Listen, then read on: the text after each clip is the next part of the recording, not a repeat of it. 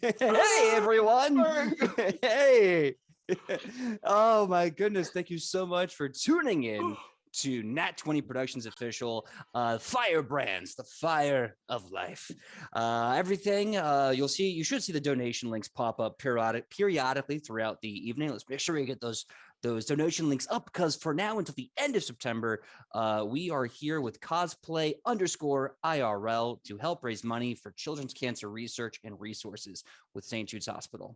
So I hope you guys like the adventure, and let's get right into it. That being said, let's introduce these amazing, awesome people, starting, of course, with Ian. Please tell us who you are, who you're playing, and what your pronouns are. I have terrible hands. My name is Ian. I go by Bearded Scald on the internet. I am playing Paddle, the Gripply monk. My pronouns are he, him. Paddle's pronouns are they, them. Excellent. Next up, Michael. Michael Powell, please tell them who you are, who you're playing, and what your pronouns are. I'm Michael, and I am mopping up a very, very wet crotch because I spilled water on myself right as we started. Oh my! I love how you just go right past that fourth wall. Yeah, but anyway, I play the magnificent Pippo, and yeah, our pronouns are he, him, they, them. Excellent. Next up, these two amazing friends and lovely guests that we are so happy to have here. Starting with Fee. Please, Fee, tell us who you are and who you're playing and what your pronouns are. Hi, my name is Fee. You can find me under Filament on any kind of social media platform. Sometimes there's a dot in between, but I'm sure you'll figure it out. I'll play a Jaeger for this, who is a fletching rogue and who really likes chocolate, which is something we have in common. And our pronouns are she, her, and they, them. Both like now. Yes. Okay. Very awesome. Next up, no, this time I can do this right. Nope, I'm doing it wrong again. Makai, please, my dude, tell us who you are, who you're playing, what your pronouns are. Oh, whoa. My name is Makai. As you just heard, I'm playing Rally, the half-orc champion. Our pronouns are they, he. They is acceptable, or sorry, he's acceptable, but they's preferred. But we're going to get started tonight, and we're going to have some fun. All right. That being said, my name is PJ. I'm the GM for Edge of Legend, Firebrands, Fire of Life, and Nat 20 Productions. My pronouns are he, him. I'll be playing everyone, everything in between. And I had the thought and then I lost it immediately. Don't you love ADHD? It's the best. Oh, man, it's gonna be a good night. Oh, man. Oh, boy. So we're going to be doing a quick recap and then getting right into it. In case you missed episode 1 or didn't see Michael Powell's amazing recap, on episode 1 of Firebrands, the Fire of Life, 6 different Firebrand pirates are brought together by Captain Cruz Bowlix, another Firebrand captain. I know I have to be very careful how I say his last name, otherwise it sounds like something that's not a last name, was brought together by a Firebrand captain, a high-ranking member of this organization, promising them glory, gold, and adventure in exchange for stealing the cultural artifacts of the city of Osirion, the nation of Osirion. And these artifacts are very beautiful items that should go back to their home, but some Lord of Vire spent extra money to steal these illegally. And as they went on to do the heist to get these items back, unfortunately, things went wrong. And one of the last things that Paddle heard while moving the boat as the guards of Vire pulled up with theirs was that it was just like he said they'd be. And quickly, they were all attacked, knocked unconscious, arrested, and thrown into Dunrock Prison. And if you know anything about Dunrock Prison off the coast of Vire, it is a very bad place where not a lot of people come back alive. In fact, they were promised they would be killed before the morning. Doing some investigation, some talking, some flirting, and some chocolate production, the Firebrand pirates found out that the cult of the Skinsaw Man lives in the basement of Dunrock Prison, and some of the guards were promising to kill these individuals in the name of the Skinsaw Man himself, aka Norgaber. And while trying to escape, they ran into this cult, found an exit just off the right, and proceeded into a chase, avoiding living spider monsters, spider nets, fire, a whole slew of whatnot, and then eventually found themselves back in the city of Vire proper through this underground tunnel. And this is where we open up episode 2 of Firebrand Pirates, the Fire of Life, with the Firebrand braggarts and pirates themselves in a city where there's smiles and daggers behind every mask, and everyone could be out to get them. Now, that being said, you all do remember some of the details of the night before. It's a new day, early in the morning. You're in the city of Vire. We're going to be picking up right here. What do you wish to do now that you're back in the city of Vire? I'm sorry, what was that? Candy shop. I would like to go to a candy shop. You want to go? You want to go to the candy shop? Okay. Yeah. Well, let's do other things, but we could probably put that in one massive downtime action. Candy shops. Anyone else wish to? You just asked me. I did, and I'm taking mental notes. I told you. It's great. Wait. Are we, for those of us who has taken damage, are we healed back up to full, or are we still where we're at? No, you are still, unfortunately, where you're at. You have not had a long rest. So this is, are we? I'm assuming we're picking up like right where we left off. Oh yeah. Somebody got healed. Rally is face down in the dirt. It's kind of spent. Yes, in fact, Rally's last words before the episode ended was, "When in doubt, get to the rally point."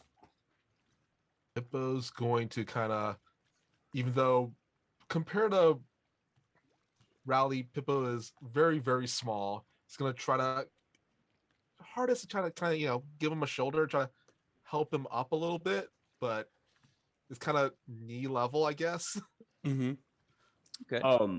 I think Paddle will help as well, but Paddle, for being a small creature, has a 19 in strength. So definitely going to be that solid push up that Rally may need after it gets a little bit of help from Pippo. And very angrily is muttering under their breath about, "We've been betrayed. What that damn captain?" And very angry the entire time. That is what their main focus is. "We should go to the docks." Dogs. Yeah, dogs. What happened?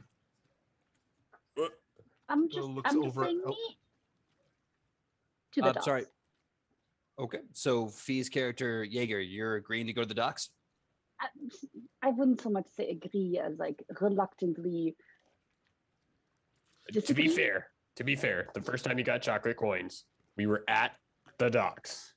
Not these docks, but different docks. There may be more chocolate coins there. Pippo's trying to explain what's going on to Rally in his own way.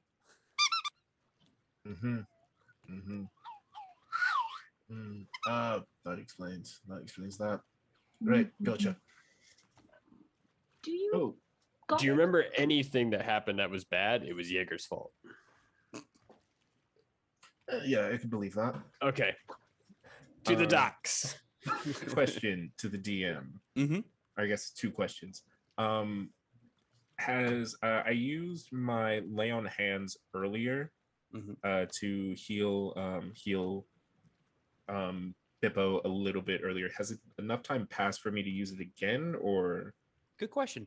So in Pathfinder 2nd edition, that is considered a focus spell or focus power. In order to get that point back, you'd have to do a 10 minutes refocusing. You could decide the role play what that is, but once that 10 minutes is up, you get that 1 point back, which you can then use to lay on hands. You can also make a medicine check if you prefer to do that.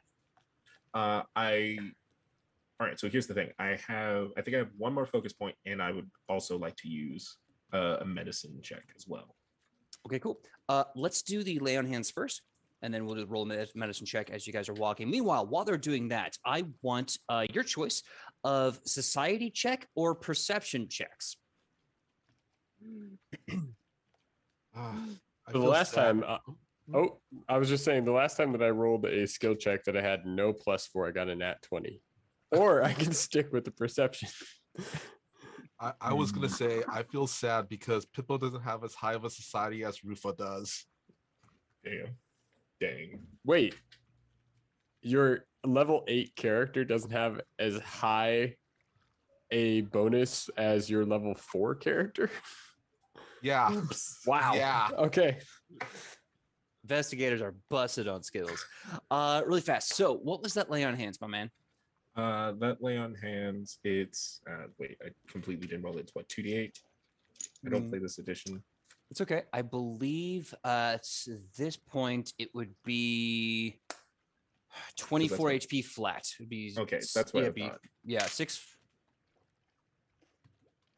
Oh, yep, here it is. Yeah, 24 or 5d6 to undead. Dope. I Oh, So yeah, had 24 back. I was wondering. I if- rolled a 26 26 for, was it perception or society? society. Okay. I'll hold on to that. I think there's more rolls to be had, but I'm remembering the 26 in society. Michael Powell, what was yours? What was your roll? I have a 28 in perception, and I was wondering if Pippo could aid Rally in a medicine check. Yeah, let's do this first. We'll get Yeah, to that when okay. you're doing the medicine checks, but yeah, we'll roll those together. Okay. So okay. And 26 perception. And what was yours, Ian? My perception check was an 18. Okay. Cool. I rolled a 2. So as you go about the city, and it's impossible not to be seeing, like, the cities are these sprawling roads that kind of rise and dip and turn. The buildings just kind of move. They almost kind of grow to the likes of which they start bending inward, almost like the rib cage of this city is the buildings themselves, keeping you tucked in tightly into the city of Vire. As you move around, you get back to the docks. A few things happen.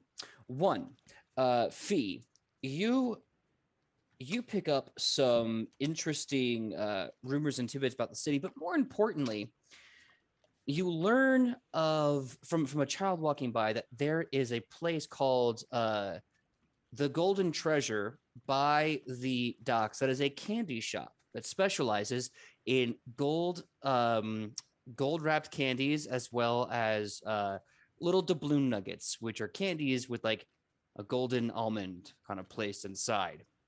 So if you want candy, Golden Treasure is yours.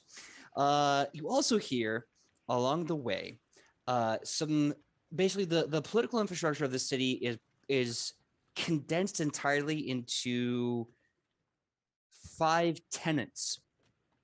And each tenant represents one of the lords of the city, or one of the higher ranking lords of the city that runs that tenant. The first one says, "I shall honor all coin." And you know that this means all transactions are assumed final and binding, and all prices are negotiable. This prohibits theft. You know, the other one says, "I shall speak many names," meaning all people should accept any name given by any person of Vire, regardless of veracity, and without ever revealing a person's identity if they conceal it. Basically, what this comes down to is that everyone's privacy is respected, and any name you give someone, anything at all, will be respected at face value immediately, no questions asked. "I may wound, yet I shall not kill," which requires people to let their enemies in Vire live in order to give them a chance to avenge themselves. Everyone has a chance for pure unadulterated violence. "I know none are below me," which discourages all forms of prejudice and discrimination in the city.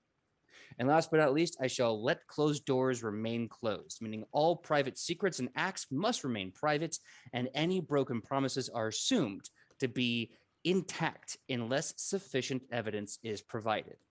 These are the laws of this city, and these are upheld by different lords and ladies, kings and queens of Vire, to ensure some semblance of peace. Now, as you're moving through and you're all learning about the basic rules of this city, Michael and Ian, working together, Paddle and Pippo, are able to find a building somewhere just across the way from this remarkable little wooden shanty looking thing, like a shed, basically a big shed that has just rotted from years of sea air and the moisture. Not the building you're looking at, but the building right across the street from it. The building you're looking at looks lovely, nice, mostly made of stone, masonry, well made, intelligently thought out, has 3 stories. And it has these tenants put up there.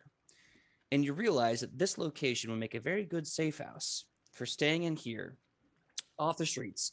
As long as you have gold coin and you're good to your word, you'll be safe. But right next to it, this little 1-story wooden blister of a building with paint that's gone old and faded.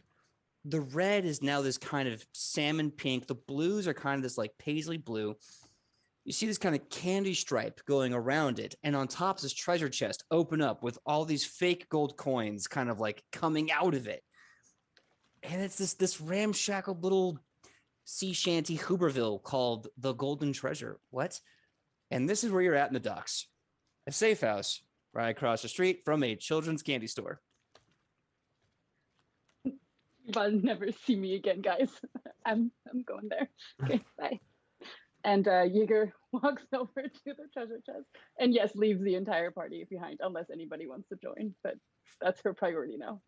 Are we just gonna let the? Oh, I guess Actually, she I'll might actually look over at Paddle and just be like, "You should come with me."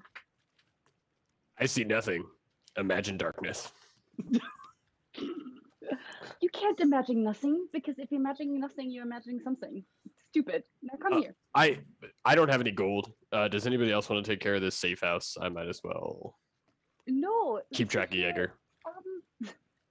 That's good. I like that idea. Pippo. Pippo's he kind of has he's still trying to help Rowley walk.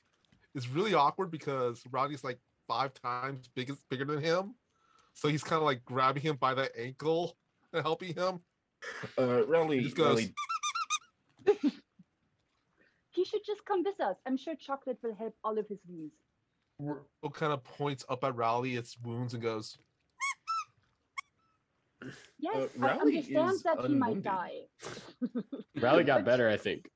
No, Rowley was just tired from literally carrying 5 people. He's It's fine all me. now. I got up that wall by myself. So chocolate Riley is will just help us tired all. from carrying 4 people. He's fine now. well, then Pippo's kind of points at himself and at his wounds, at his raccoon wounds. Well, I mean, chocolate might help you. You don't know that. All right, tell you what. We'll take care of the safe house. I'll patch up Pippo as best I can. We'll meet you back there. Deal? You Fair will enough. get chocolate with us later. What if we just bring some back for them? All right. So, sensing that we're about to split the party, I am going to flip this amazing coin made for me by Waffles Maple Syrup. Butter side up, we're going to the candy shop. Non-buttered, we're going to the safe house, so, or at least the potential safe house. So, we're starting with the safe house. We're going to save the candy shop for last. I So, love how that was sold to us in a different way right before the coin flip. Yeah, we're going to go to the safe house, potential safe house. Whoop. Yeah, the safe house, the potential. Oh, everything's okay. No worries. I'm just going to flip to see if you're all okay and possibly you're not murdered. Oh, and you're What? murdered. Okay. So you guys, let's go to the safe house. Who is going to the safe house? Not me. I believe Pippo and Rowley. Okay. As you go to this building, that says if they take coin, they take whatever name you give them, as is the law of the land. You enter in and you see kind of male and female bodies moving about wearing masks. And they're sweeping. One of them's checking the books. One of them's checking the post box, the PO boxes hanging up. Everything is wooden on the inside, but stone on the outside. So it has this kind of delightful, warm environment. One of them hears the doors open when the little bell just rings and looks up, and you see this sort of porcelain mask with on the front what looks like a door with a giant keyhole in the door, 2 eyes, and a fake smile to look presentable and warm.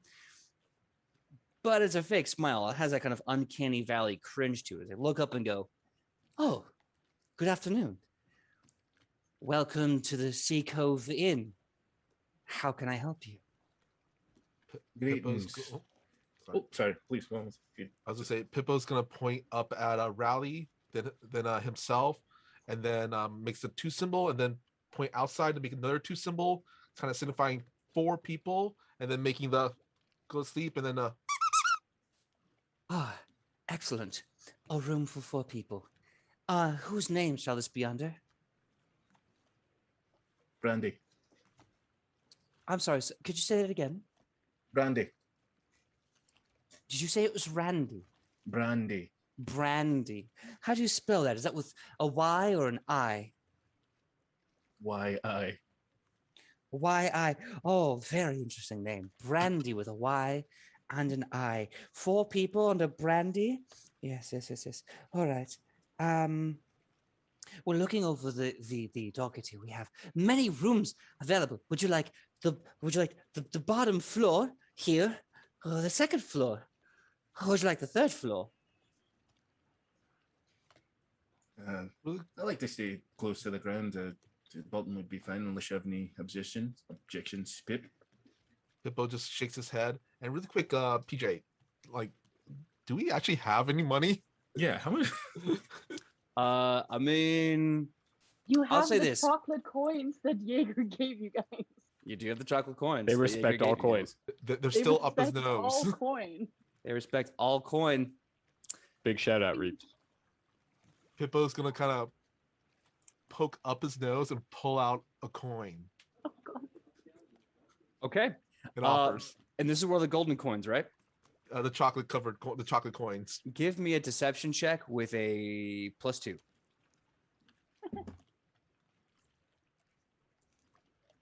Let's see, math plus.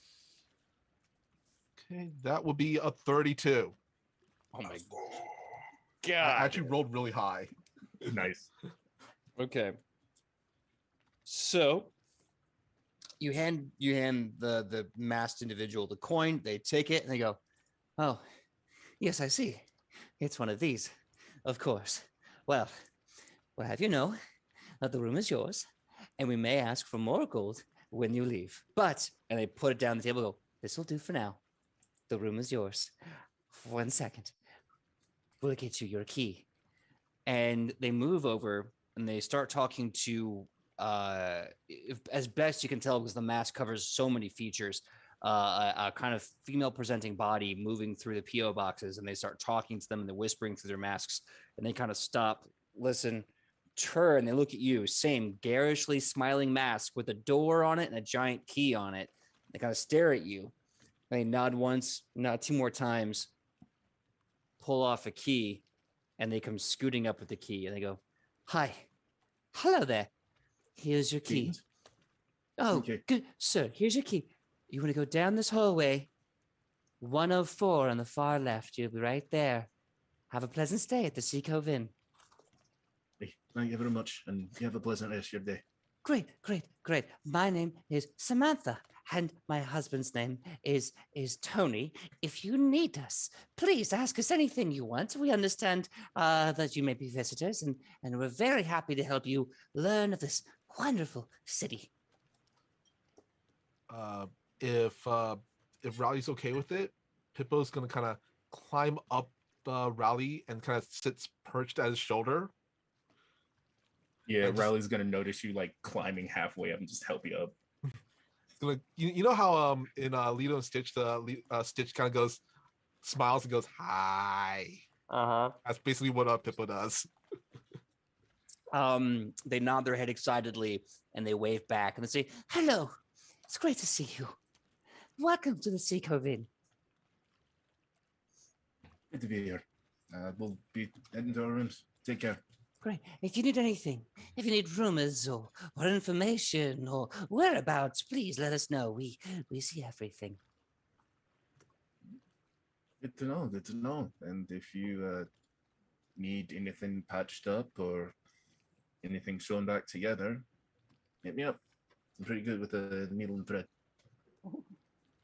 All right. Oh, So we cut now to the Golden Treasure Candy Shop, where Paddle and Jaeger are now inside.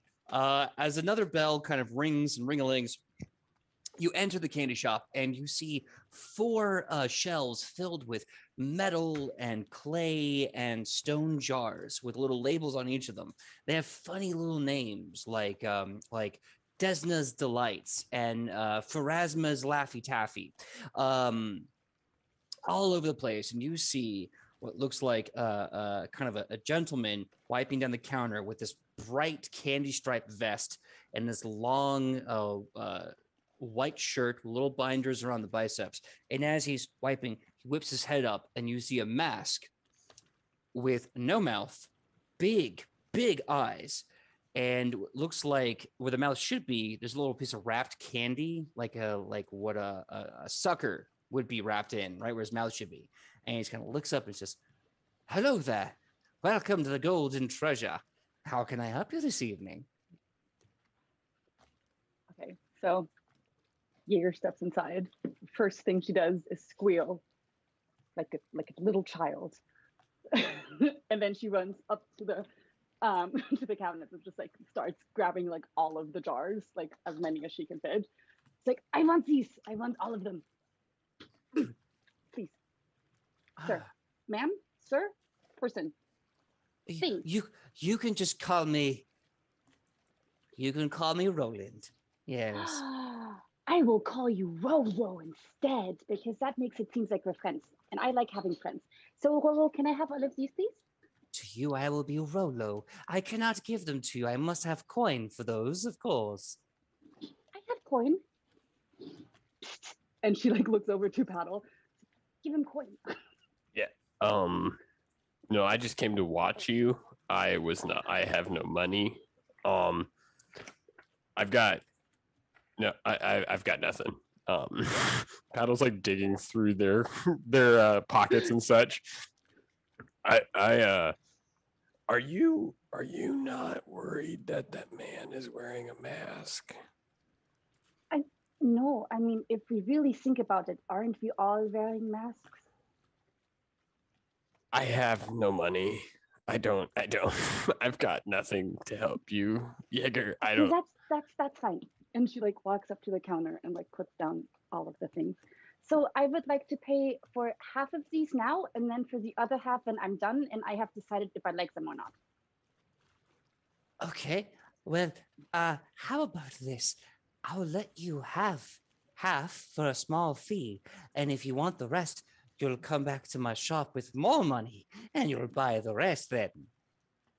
Yeah, but that sounds so complicated because I really want them now. You understand? Like they seem so very yummy, and I would hate not to enjoy it in your creation right now. Well, I'll give you this then. No.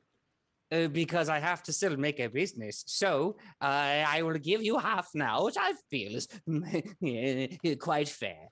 And then when you're done, you can come back to my candy shop and you'll bring 20 gold. And I'll accept it from you and give you any of the gold candies that you do not have. I'll give those of this arm length. I'll give it to you, of course. Who measures candy by the length of their arm? And you picked up 20 gold worth of candy. How expensive is this habit? I cannot believe somebody said no to me. And she like looks away and starts crying. Nobody ever says no to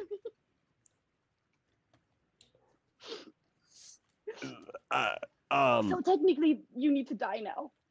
Oh, hey. Jaeger,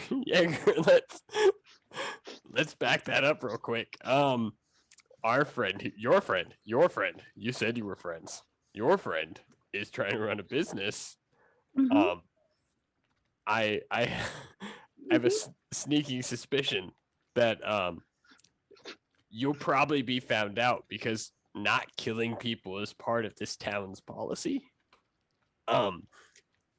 You're not supposed to kill people. Yeah, then I will severely wound him, and then eventually he will bleed out. Why? Because I want the candy. wants a candy.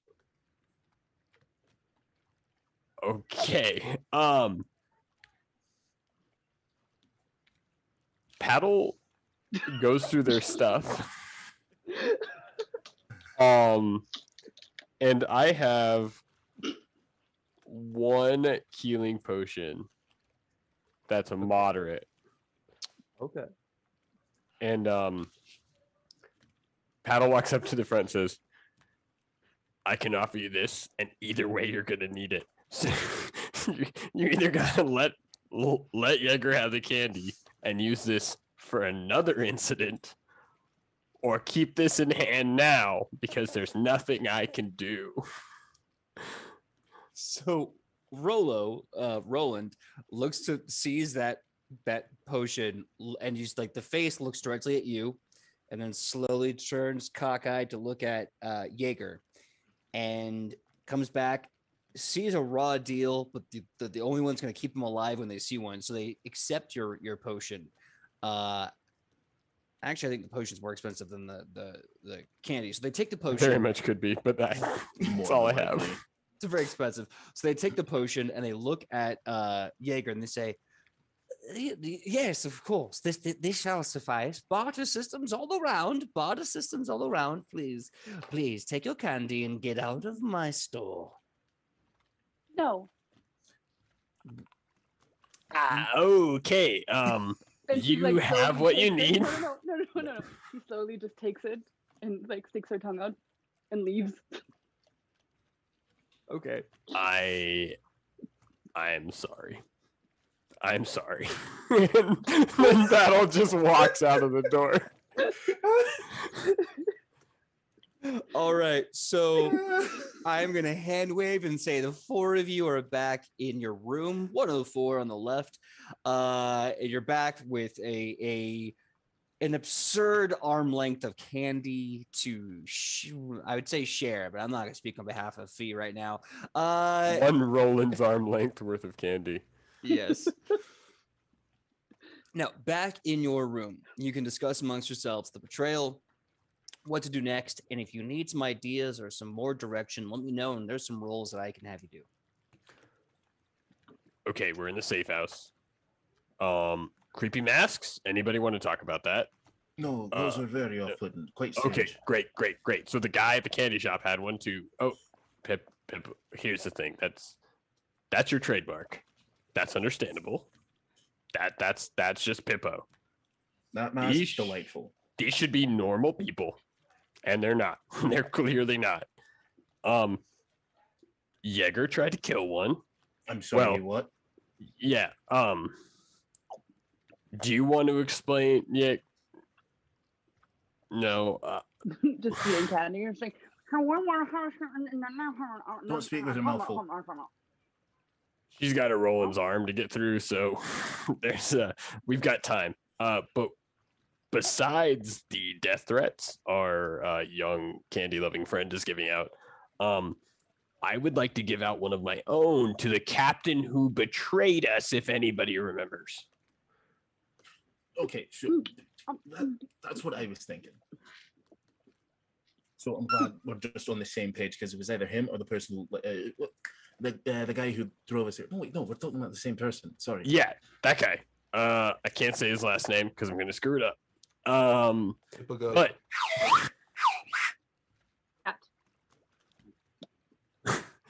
perfect. Baldrick or something like that. Got it. Baldy. I have a question. All right, what's the question? So no, it's a question to the group. So they're all. Makai, I'm assuming you told us that like they offered us to like ask them questions and everything, right? Am I just to assume that we know that now? Did you say that to us? I'm sorry. What are you referring to? Because the two innkeepers told you that we were allowed to ask them questions or rumors and whatever. Did you relay that information to us? Because technically I wasn't there.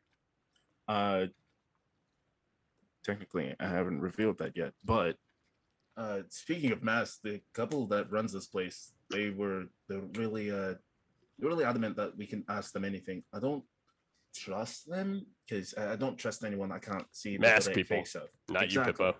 But I don't know if any of you are good at picking apart people. I can at least go in as little bad cop, good cop.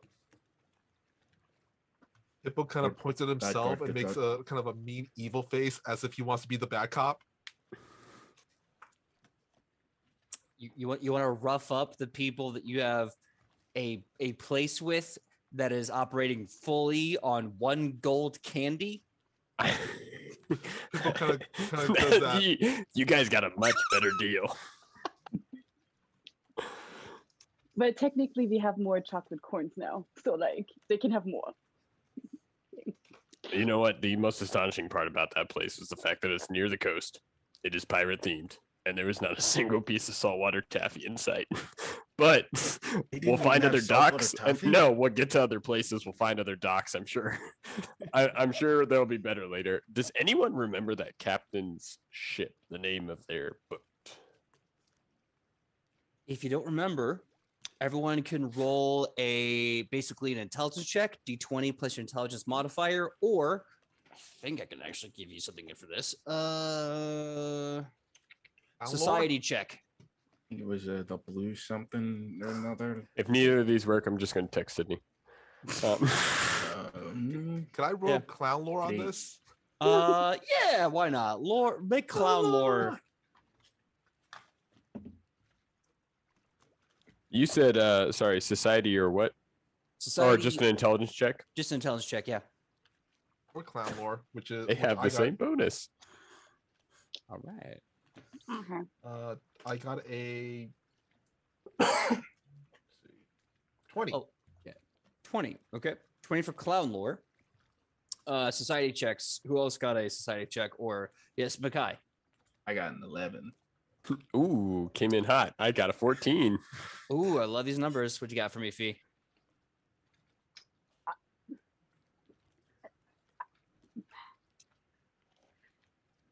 think we should skip me. What was it? Was it a critical 1 fail? Was it a No, but it was very close. It was not good. PJ, you don't need to talk about it anymore. Okay. It was a 12. Okay. Oh, you did better than me. You're fine. Not bad. I rolled a 2. I rolled a right. 1. You're fine. Hey, it happens. It happens. All right. Look, hey, no one's here to win Pathfinder because that's not how games are played. We're here to have fun. That's winning. So the rest of you are like kind of throwing around names. You're like Blue, you're like Oyster, you're like Sunday. None of Oyster these. Cult, I think. Yeah, right. Reaper, don't fear it. None of these make sense. None of these make sense. Now going to Pippo. Pippo's sitting there going like, oh yes, the stage that I was on. Every clown must know their stage. They must know their audience. I remember Captain Cruz Ballix was a man that enjoyed his orders and his brevity and his chocolate under the deck. I believe, being that he was a man of high jokes but bad luck, it was called the Albatross Toss. Hippo kind of just goes over to Pato, just goes,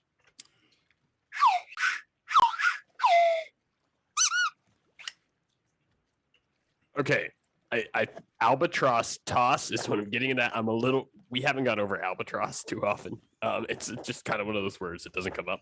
But if that's what's right, we can track that ship down, and hopefully we're close enough to the docks that we can set some eyes on a few sails.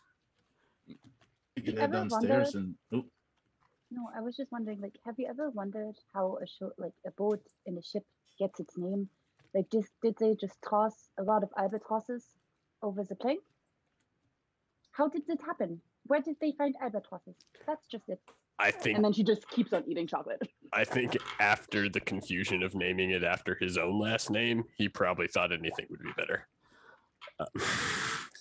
Someone named their ship up the Beheader because she used it to behead people. So I would imagine it's something simpler. Straight from the source. That name comes straight from the source. That's what makes it ring true. But more on that later, Rally, because I'm actually really concerned about that. And also, does she still have that ship? No, I think she went down with it. My Best condolences. questions. Yeah, don't worry about it. She Yeah. sucked. Anyway, back to the plan. So, to the docks then. I think we're looking for the albatross toss. All right. Everyone, give me, and I saw the finger up fee. I'll get to you in just a second. You can give me perception check or a survival check or a society check. The DC for this is 24 each. So if you can roll 24 or above, raise your hand. I'll know you're done and know that you rolled the number. What were the options again? Perception, survival, or society. Right. No clown lore? Not yet, but we could probably get that to work. Yeah. So I see Ian is ready. I see some good hands there. Let me know. Let me make sure I get everyone in just so we're not. All right, I got Makai ready. Got blanking Michael ready. Fee, let me know when you're ready. You ready? Yeah, I didn't roll over 24. Okay, that's good to know. Okay, so There won't be neither. any hands from I me. rolled, but I did roll over 24. Oh yeah, I rolled, but not above a 24. all right, Ian, what was that number? I got a 29. Very nice. Makai, what you got for me? Can I'm you twinning share with those my five boy with Ian me? tonight because I also got a 29. Nice. Can you share? Because that would help me a lot. Yeah, as soon as you hand over that chocolate. Look at that face. That is an offended Jesus. ass face. I was ready to kill someone for it. Excuse me. No. All right, so really fast. Well, everything is shaking. All right, really fast. So I got two. What was the roll specifically? Just so I can give you the right information. Oh, I got a perception. Perception. What was yours? Survival. Okay. Survival. Okay. Ooh. So the good thing is that Makai is able to find the boat in the dock. You're able to track kind of watery footprints, fresh, which makes sense because you guys haven't been there that long. If someone was a dock shortly after you, it would be at this point in time. Taking the wet footprints all the way, you find the albatross toss with no one on board. Not a single member of the crew, nothing. As you get on board and you start searching around, Ian, your perception check brings to your attention an invitation, a kind of piece of parchment paper that says that Cruz Balix is invited to Lord Doranzar's party to celebrate some antiquities and artifacts recently inherited from Osirion to be happening this evening. I like patties. That's it. But also, I was wondering if I can do a thievery check to see if there's anything else of value around that I might find and then take it. All right, give me a perception check to kind of look around and see if you can find that. So it's perception, not thievery. Mm-hmm. Yeah, thievery would be the act of stealing it from someone's attention. No one Got else it. is here, but you can see it. Sweet. Let me do that. I was wondering if I could roll the same. Perception to see to steal stuff? Yeah. Sure thing. Go right ahead. Ooh. Deception, disgrace. 32. 32. Okay. Let me get Michael's and we'll go forward. I got the same. Okay. As you're looking around the ship for things to steal, it's like, okay, bacon, yeah, but it's raw. Coffee, yeah, but it's ground and needs to be made. It's a lot of like basic supplies for long journeys at ship. However, you do see two more paper invitations for what you would assume would be other members of Captain Cruz Balix's ship. You see the invitations as well as masks given to the ship. The special masks appear to be silver, featureless except for eye holes for your eyes, kind of like a bit of a concave mark around here. So when you put it on, almost kind of looks like conquistador armor, but on your face. And you're reading from the invitation that this is a very fancy party. Masks must be worn. And this will be a high society event.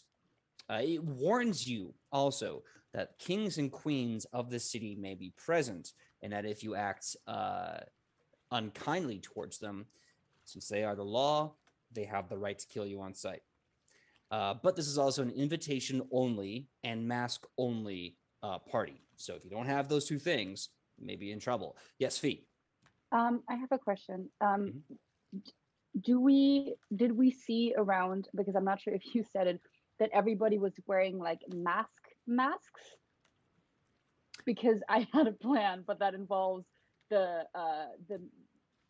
lying manipulation of like what a mask could be. But I want to know if like we all were wearing like normal masks like everywhere around, or if it's like different kind of styles and shit. Yeah, give me a society check with a sweet. +1 because you've kind of seen a small handful of the city at this point. Okay. I feel really bad if everyone up to this point, just normal people, had masks on. I just called 3 people who are completely normal just really weird. Like that's the town's thing, and I'm just not paying attention. It was a 20. It was a 23. 23. Yeah. Yeah, unfortunately, sure enough, everyone in this city wears masks. Everyone wears a mask. They have different masks for different events. You kind of get the vibe of from this letter. You can see they have masks based on their jobs, maybe masks. The only time they would probably take their mask off is when they're either in specific private company, special events, or in a situation where they want everyone to know their face. You know, very much like, haha, look at me. I'm hiding nothing. So I couldn't, so it would be unreasonable for Jaeger to suggest that maybe her normal face that she has is actually like just a very high-tech mask. No, you get the vibe that an actual physical face cover. Okay. Is, okay, sweet. Okay, yeah, that is was my expected. question. Sweet. TJ, I was Yeah. wondering, could also Pippa be specifically looking for red and green fabric, and if there's any feathers around? I have an idea as well. Unfortunately, no feathers. I don't know if this is a pirate ship. No real textiles. Again, everything here is like supplies for traveling. So not even any blankets or tapestries or anything like that? Tapestries, no. But if you want to take Captain Cruz's blankets and turn that into something, you can. It will not be red and green. It will be blue and orange. You know what? We'll go with that then. That works as well. Why don't we just take Paddle's beard? What? If we have masks, right? And we have this letter, this invitation, correct? Yes, sir. Okay. Rally. What? If you put on one of these masks and walk up to the front with this letter, by the laws of this town, you are who you say you are. And you also have every parameter to get into the party. This is true. I don't see why any of us couldn't do it. Well, I you're better at talking to people. Jaeger tried to kill a guy who sold candy, and Pippo uses a whistle. Kill a guy who sold you. Wait, time out.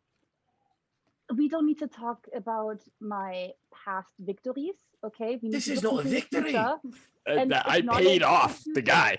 Okay, no. I'm sorry, I got candy and I'm still alive. That's a victory, my guy. Okay, we have the Anyways. invitation. Jaeger. But we found also 2 or 3 more. PJ, we found more invitations. How many did we find? You found 2 invitations. Yeah. And the invitation for Captain Cruz Balix himself. And then also 2 masks that go with the invitation. Yes, so you have 2 masks and 2 invitations. If you want to take the invitation of Captain Cruz Balix himself, you may do so. You're certainly welcome to try. You also have been hearing a lot of rumors that general security in the major city proper, as well as this event, will be heavily increased after a breakout at Dunrock Prison. And of course, the theft attempt the night before. Well, here's a thought. Pippo can hide either their address or whatever. So he can hide under my dress. He can sneak in. So we have one small dude, and then we have me. So pretty. And then we can have you 2 as well, I guess. And we can all go inside. While this is entirely going on, Pippo's in a corner, and you just hear sounds of ripping and like tying stuff together. Okay. Pippo, I need you to help me with this presentation of us sneaking into the gala. Come here. Really quick. Hide under my dress. PJ, can I roll a crafting check? So are you making a disguise? Yes. Oh yeah. Okay. With that The blanket. green and red should have Yeah, give me a crafting check, my dude. That is really good, actually. That would be a 29. How do you fit Nice. cosplay into every single one of your characters? Right? If anybody looks over at Pippo, Pippo is now dressed in like a makeshift, let's just say, a macaw costume, and then kind of scampers up Rowley's shoulder, and kind of makes like bird flapping, like arms, like as if he's a macaw, like pirates do. Pirates The have birds on their shoulders. largest full-legged Sold. macaw ever seen. Michael, since this is to be your disguise, give me a quick deception check with a +3 from that Hell crafting yeah. check.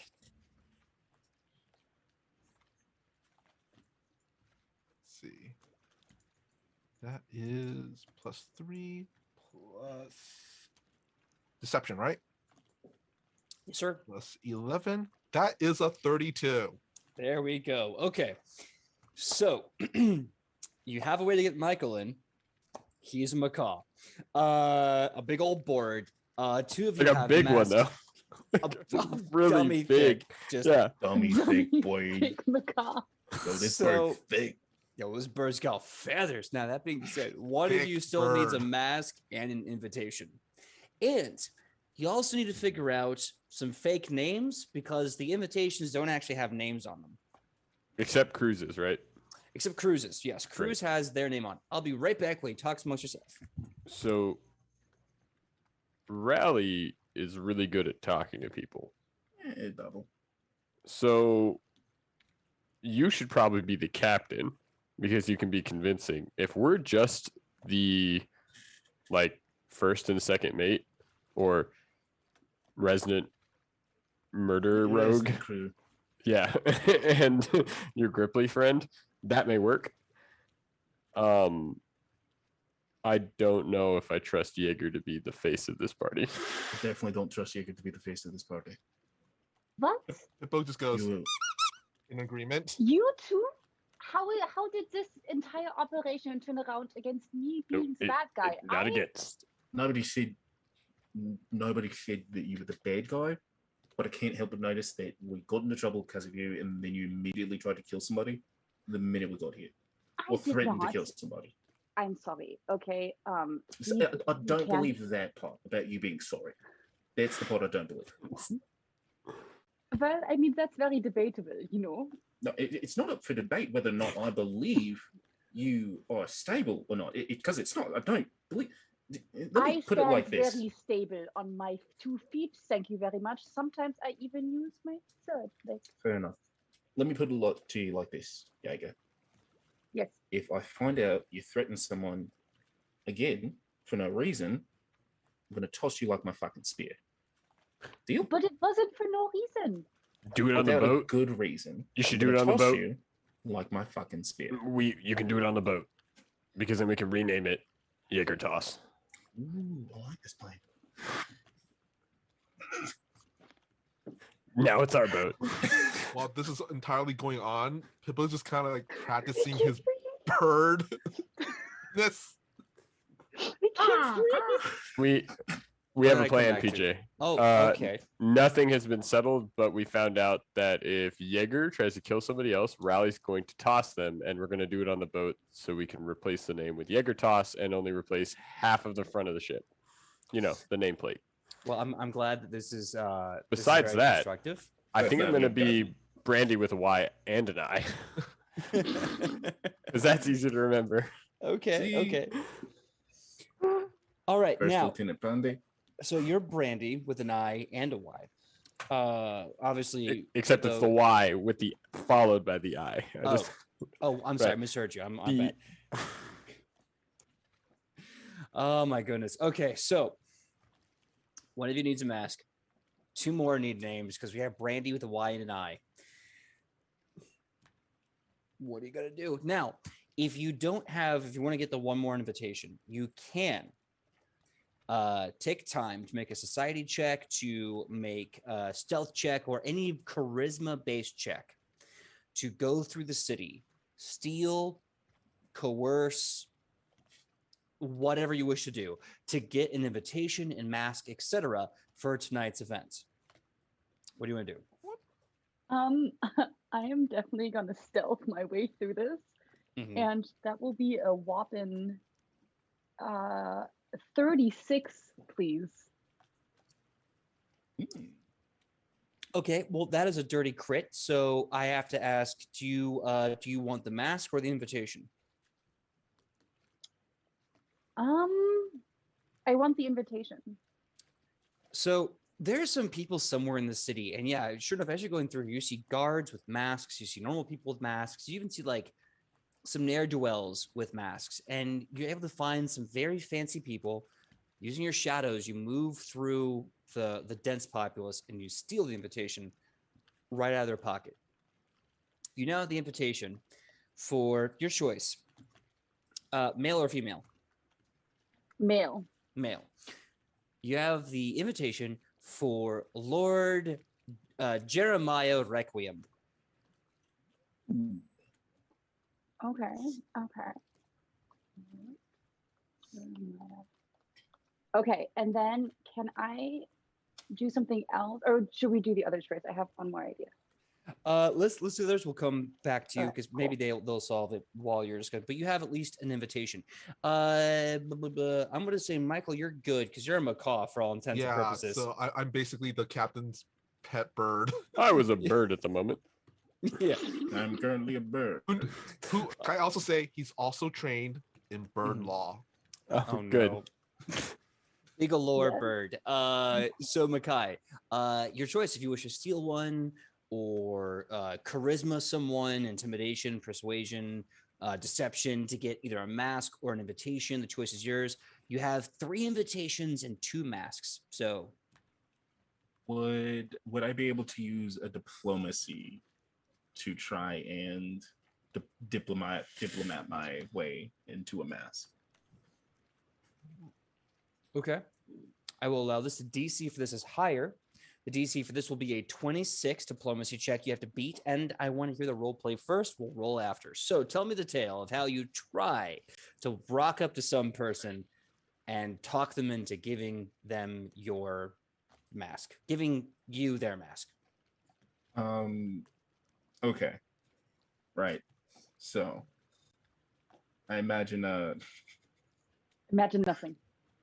I imagine nothing. I imagine absolutely nothing. Rowley just so like these are very like specific masks meant for the night, right? Masks are different occasions, but you guys definitely you need at least some kind of mask. Some type of mask. Mhm. All right, then yeah. Rowley's just gonna like do a quick count of like mask, person. Wait, hang on, that mask doesn't really. I'll be right back. And he's going to walk into like the nearest clothing store, and he's going to be shopping around, and he's going to ask for some help like picking out new accoutrement for tonight. Me and my mates were really excited for this party. Some of them are. We've had a really long journey. Some of us have really missed home. Some of us haven't even been able to really cut loose and get drunk in like months, ages. Poor Biggs. I have to stay on the ship. Couldn't even find a proper mask for tonight. Don't suppose you got anything, that can bit ornate, nice feathers on the side. We kind of have a theme going. Okay. Diplomacy check. You know what that number is. All right. All right, it's going to be an 18 plus. That's my diplomacy. 16. That's a 34. So yeah, some person looks to you, this man in this very nice long flowing robe. It almost seems to have like a vest and a robe feature, and it's all purple and black. And he grabs you by the hand. He goes, face turns, all black with one white star over the one eye, no second eye, just this one. And he goes, "Oh my goodness, you sir need a mask. Your friend, I have such things. 1 second." He reaches into the robe, pulls out a mask with again all black with one white star eye, and this just cavalcade of like 5 feathers on each side, white and black, each one with like nice speckle, like it was taken from like not a peacock, but like a lesser wild bird. And he hands it to you and he goes, "Yes, please take this mask and just remember to give it back when you leave. Please, I would greatly appreciate that back." Well, thank you. Of course, mate. Of course. In fact, here, you wait with the hands up. Let me see your hand. And I'm going to use my fucking dope ass medicine skills to just like crack some of his wrist joints and be like, loosen up his wrist a little bit. I've experienced that in real life. From you, it feels amazing. Give me a medicine check. Give you a +1. Watch me roll in that one and break this man's arm. Snap his wrist in half. All right, here we go. All right, hell yeah. That's a 17 plus medicine. Where are you? Never moves. I can never find that.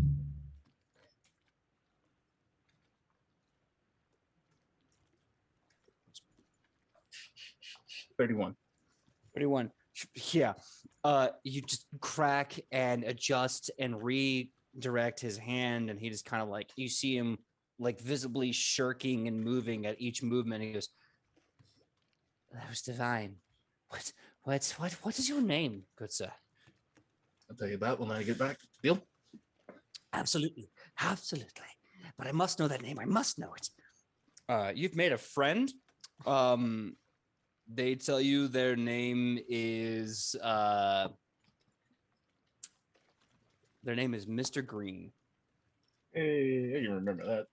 Now, I seem to recall someone wanted to try and heal a certain monkey goblin. Yes, been wanting to do that for a while. Yeah. What is your medicine trained at? My medicine is trained at expert. Expert. Okay. Give me a DC 20 check, Michael. If you wish to roll aid, you can. Although I think he can probably knock that out of the park. Might just help a little bit. Either way. Oh, yeah. Doesn't hurt.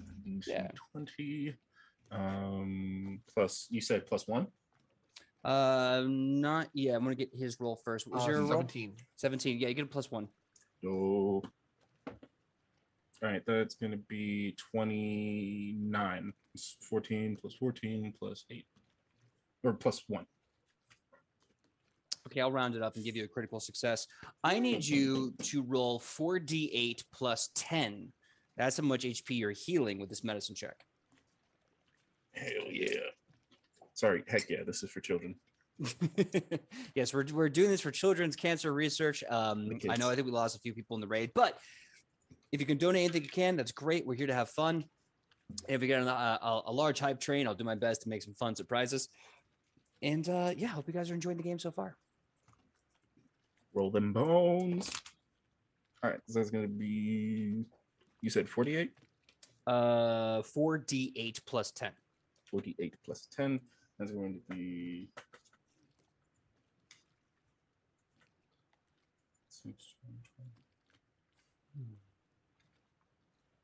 36 health. There you go. All right. Now, is there any other intel that you want to have before tonight's party? Any other things that you need to present? Any other rumors you want to either sow or pick up? Because right now it looks like the only other plan is to basically crash this kick-ass party. Oh, Can I just say that Pippo gives Raleigh a hug? Raleigh hugs him back, pats him on the head. Of course, mate. Got to keep you in tip-top shape. Glad to save our butts. It's only right to save yours. I have a question. So because we got the invitation of Captain Cruz, it means that Captain Cruz will most likely not be able to get in without causing a ruckus, because I want to confirm, you guys took the 2 invitations that Captain Cruz Balix was handed after his initial invitation. So you did not take Captain Cruz's invitation. Invitation. You took his 2 officers' invitations. got We it. took his +1 and his +2. Yeah, but Okay. you definitely, Fee, did take the invitation of a well-to-do man about town. I have one thing I And- wanted. Oh, go ahead. And then I want to confirm as Jäger, we are going into this party so we can get the guy who set us up for this, yes? Right. That is the plan. Okay, good. Then my question is if I can spread the rumor that the real, because we don't, yeah, okay, that the real Captain Cruz has the black mask with the star eye that Mackay has. And the reason for that is that if there are two people who are running around being Dr. Cruz, he will be easier pointed out and we know who he is if people think that it's him and you. So Get it? I'm going in. So out of character, I'm going in as Cruz. Yes, because they have to believe every name that we give them is true. Right, perfect. All right, Sounds so like a plan. you're sowing a lie, yes? Yes, I wanna spread the rumor that the real captain goes with a black mask and the star. Okay. Your choice Wait. then. Oh yes. Is it the black mask with the feathers? The star was on the other guy's face, right? No, but No. all of them had the white scar, right? Oh. The one in question, Mackay has a black mask with a white star and Oh, black and got white it. feathers. And Yes, it. yes, Okay, yes, they yes. all have to. Got it. Yeah. Mhm. Yeah, most masks are different. This mask is very unique. Mackay, you can give me a religion check while you are looking at the mask you have. Meanwhile, Fee, your choice: society or deception to sow this lie. Okay.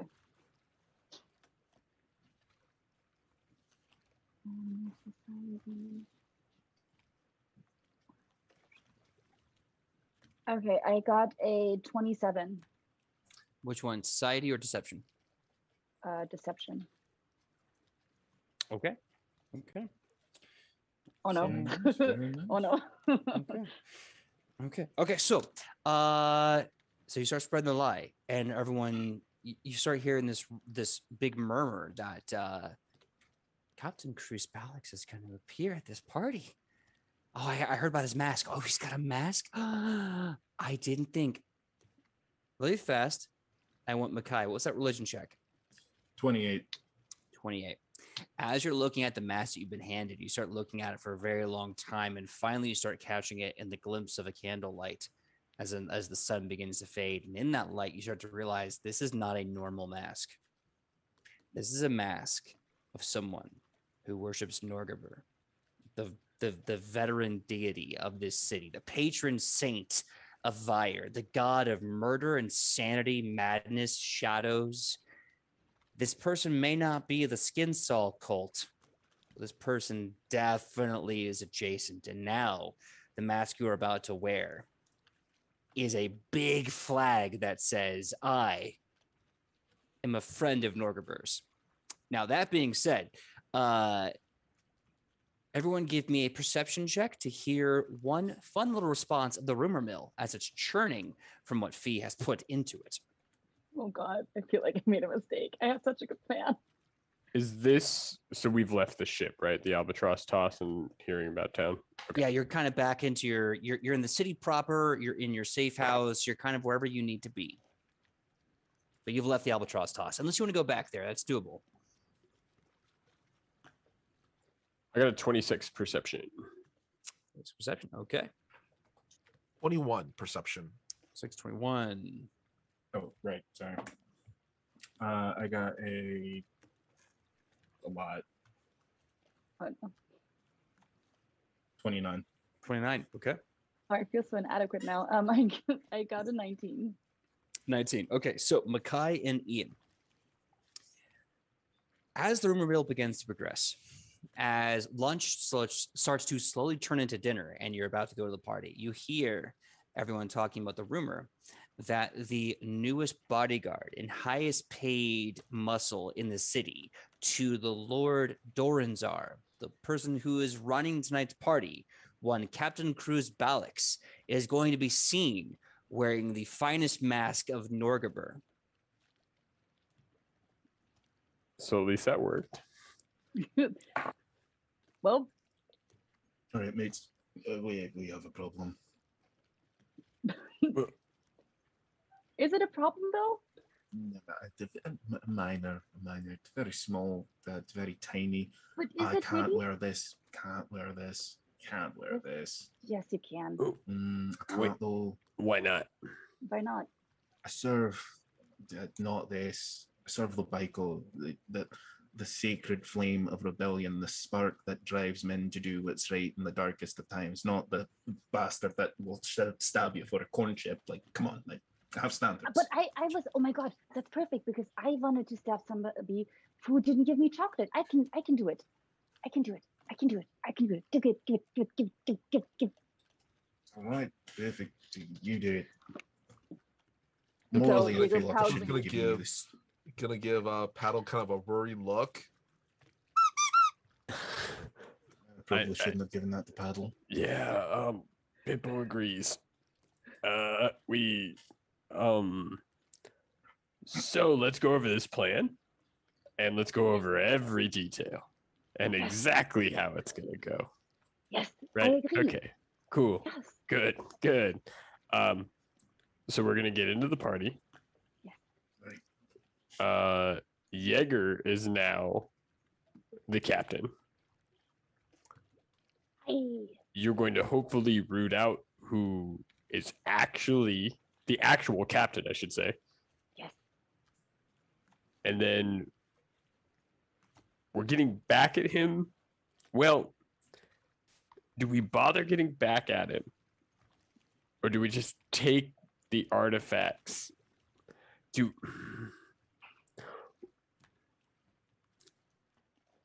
What? Well, what if we took the actual captain out, then had Jaeger parade as the captain, checking in on the artifacts, being the bodyguard and all, and that's when we take them.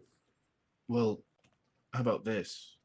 If the captain really did mess us over, he would fall under the, what was it, the third or fourth law, where we get to have our revenge. So, No, that is well, only I'm- when he kills one of us. No, you're not allowed to And- kill. Yes, no, we but have like to that's specifically because leave. that's because he's allowed to take revenge. So we're not, but the fighting is still allowed. So he didn't do anything wrong, technically, under the law. Fair, but what I'm trying to get at is, Mm. couldn't one of us fight him while you sneak off to? I hate that I'm leaving it up to you, but couldn't you sneak off while the crowd's distracted with us and get your? Oh, thank God, I Pippo, could, you can sneak too. But also Pippo wants to say something, I think. Bo's gonna look over at Paddle, just goes,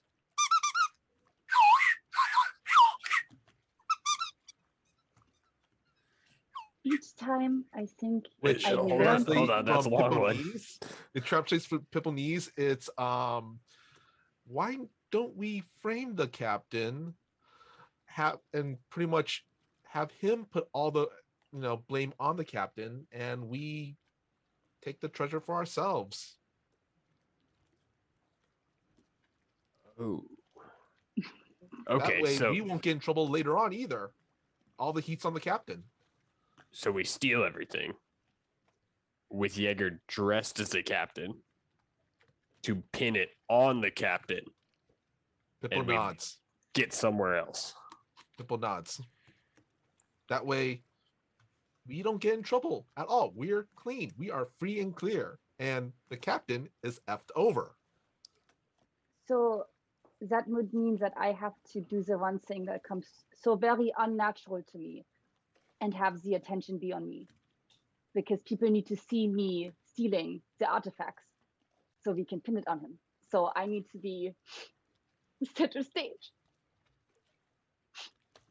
I will do it for you guys. Watch a broad pleasure, Raleigh. Watch a broad pleasure. So I will do it. I will do it for you guys. It's like delicious. Great. Each surrounded by your mates, Biggs, Bully, Connie, they're all there. Not here. This is fine. So, if that's the plan, and do we leave in his ship, or is that too much? No, we definitely leave it in ship. If we're gonna cut the man, we might as well piss in the wound. Right. So, how? TJ, I want to roll a sailing lore to figure out how many people we need to get this thing out of the dock. Okay. All right. Hmm. Ooh, 27. Ooh, okay. Hell yeah. I'm actually kind of morbidly curious about what the actual answer is. Scientifically speaking, and Google came here is with, like, not 6 being people. precise. So I'm going to say you're going to need at least a deckhand crew of about 10 minimum, and that is to get all the riggings done, anchor up, get the. I used to know this one. Well, it's not the galley, it's the wheel, but it's got a name. Basically, it's going to take 10 people to get that boat going and out of here, GTA style fast. Question, PJ. Does the captain does he have anything like that's kind of his trademark, like a hat, a coin, something that kind of signifies this is him? The only thing that he has to signify that he's a captain of the Firebrands is 2 tattoos on his forearm, because that's how they do rank. Mm-hmm. It's 1 crown right side up to the wrist, 1 crown with the points back to the bicep. He has these 2 tattoos to prove that he is a captain of the Firebrand. That is a very rare and hard to get tattoo. He's earned it. He is probably going to have these tattoos on display, as well as every other like Sailor Jerry masterpiece all over his body. But he doesn't have something like, like how Captain Jack Sparrow has his hat or something like that, right? Again, the tattoos do it all for him. The only thing else would be the 12 guns he has strapped to his chest. But good luck getting 12 guns. His specific arquebus is strapped to your chest. It's a lot of guns. It's a fair dinkum amount of guns. Yeah, that's a lot of guns. Clearly compensating for something. So we got to get Jaeger inked. And No, then... I don't understand why. You want to pretend to be the captain? Tattoos. No, I do, but like, why do we have to do that? I have shadows, and if I can control them, I can just control them to look like the tattoo on my forearm. They might be able to see through the magic. Might as well just get the real tattoo just to be sure. I do have to say the hard part is that it will be really fresh tattoo, which probably doesn't work out too well. PJ, can I roll a perception to see if there's any ink or anything around us or anything like that? Any Or ink? paint? First of all, I need to have a specific answer. Where are you? Because people have been leaving the boat and leaving the safe house to go get stuff. Are you back at the safe house, or are you back on the publicly docked Albatross Toss? I would suggest meeting back at the safe house. Yes, that's where I Okay. was thinking we were. All right. So People go into, assuming like the alley. assuming that you're at the safe house, you're looking for ink. The only ink there is the ink that the gentleman who owns the Sea Cove Inn was writing with on Good. his manifest, and it's very obvious that if you were to use this, it would be not a tattoo. It would look like it's obviously drawn on. I'm saying the shadows. I'm saying the shadows. Do it. I want to see it. Do it. I'm gonna Do use it. clever shadow to do it. Do it. So you're going to use the shadows to tattoo yourself with double crown. I will use the shadows so they look like the tattoos on my skin. Okay, that'll be a deception check to Cool. cover that, to make that lie appear. Okay, but Yep. I need to fool battle right now. Yeah, so. Pippo, be ready. I don't think this is going to work. Go grab the ink. Go grab the ink. This isn't going to work. Control the shadows. Right? Yeah. I roll thievery on Yeah, that. it's good. Steal the ink. I roll thievery on Right. stealing the ink. It is. They'll a give it to you. 29. Don't worry. It is 29. a- Okay. It is a 29. Okay. That's better than your original deception check to pretend to be Captain Cruz Ballix. So the 29, you got the mask on, you're dressing very mask, you got your 2 crowns made out of shadows. You have the ink. If you want to, you can try to use the ink. However, it'll be at a -2 deception check because it's going to be very obvious this is drawn on with, how sometimes kids are like, I gave myself a tattoo. It's very clearly a Crayola marker. Mm-hmm. You know That's what this would be like. Pippo is a performer. He's an artist. Okay. He's going to be artistic. I roll Okay. clown lore. Clown. Yes. No, Yes. paint. Clowns Yes. paint their face. I'm like this already plan. in your I like corner. this plan. Let me get this clown lore roll. I'm gonna regret it, but here we go. That is a 27. It's actually not better, but I will say that you remember Captain Cruz Ballix had kind of like this like eyeshadow, tan from the sea, crazy beard, and you start just with the ink, like you start giving Jaeger this very like kind of crappy makeup beard and like a really nice eyeliner and like some other little tattoo choices here and there, like under the eye it's like an anchor, and on the shoulder it's like an A eagle. rum No. ham. What was that? I said a rum ham. A rum ham. Yeah, there's like a giant ham bone, and it just says like "in love of rum ham" like right on the arm. So I look fabulous. you look tremendous. That being said, if there's Good no other disguises, needs for rumor sewing, you have your masks, you have clothes, you have your invitations. If there's anything else that you want to prepare, let me know now because we're about to go to the night party. I do want to try something. What's that? Is there any way with no crew? Is there can I just like what is this? What does this harbor look like? Is this ship pointed to just leave? No, it's facing into the dock. This thing would have to kind of okay. like almost like go in reverse and then go around. Right. Okay. Because I was okay. Or it's hard. Is there a way? Because it has to bank, right? Yeah, hard Can to I just- starboard. Can I just lock that wheel and set the thing up to just like cut a rope and let that sail go and then get off it just to watch it woo as it picks up wind and leaves with nobody on it? Yes. In fact, give me. And I and assist. I'll have to remember this in later episodes. Yes, give me give me a sailing lore check. Yes, it's the only lore I have. Same. Woo! I got a 23. What was your roll, Makai?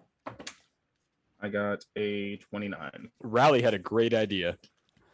And and Paddle's You gonna want help a with it. Dutchman's escape. Right, All right. yeah.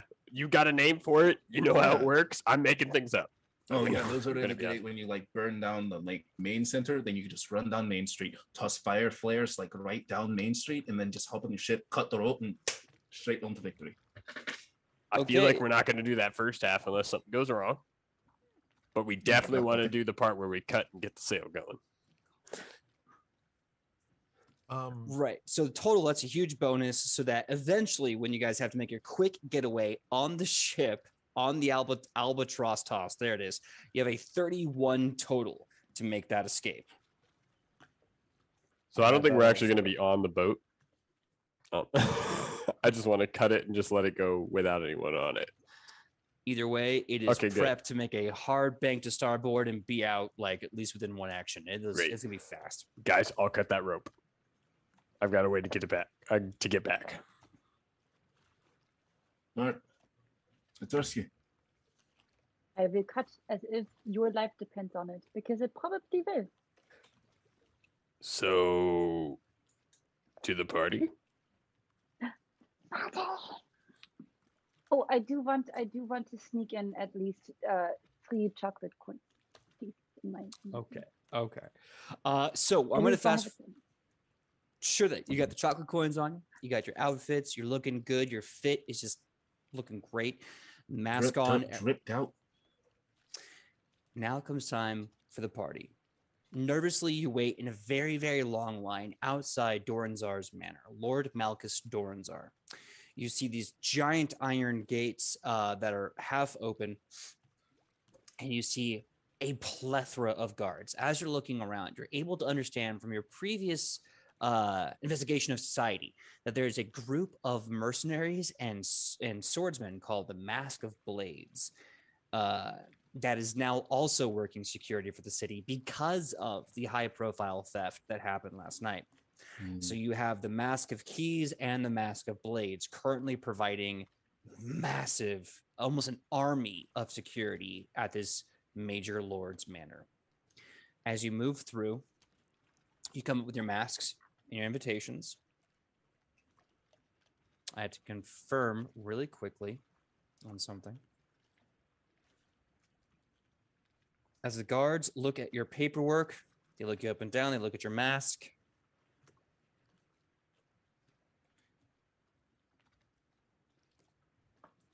And as they look at the papers, they look you back in the face and they go, "All right, clear to enter. Have a good evening and enjoy the party. If your macaw takes a poo at any time, it is up to you to clean it. Lord Danzar will not tolerate bird droppings in his house." And it should be said, the guards themselves are also wearing masks. They're wearing kind of a porcelain white mask with a long sword dripping blood at the tip. Some just kind of like a little teardrop, some all the way down. Obviously, it's up to the individual guard you meet. The masks of keys have kind of a gray slate mask, and you can so that's kind of what tells them apart. Not as good armor and weapons. They definitely look like the guys that you just basically bamboozled at Dunrock Prison. And they have kind of what looks like on the face a key ring with 4 keys kind of going across their whole face. You enter this massive 5-story manor. Very beautiful Victorian Baroque, gorgeous place. And you see hundreds of the elite of this city wearing masks. There are a few people that aren't wearing masks. Many people are. You hear the hustle and bustle of talking and networking and schmoozing, all while people are laughing and holding little champagne flutes and being served ale and other alcoholic beverages. And as you do, this is where we're going to take a 5-minute break. When we come back, we're going to start off with the party being properly crashed by the Firebrand braggarts to see if they can get revenge against Captain Cruz, find the artifacts lost to Assyrian, and other things they don't know yet. So we'll come back in 5 minutes. It's 9:37 p.m. See you in 5 minutes, and I hope to see you then. Bye. Bye. Hey, everyone. Hello. How's it going? I was talking to me all in the chat, so I obviously was late on the draw, but here we are back for the Firebrand Fire of Life episode 2. We are currently at the party. Really fast. I want everyone to, you can give me a perception check or any other check you want as you are about to scope out this party.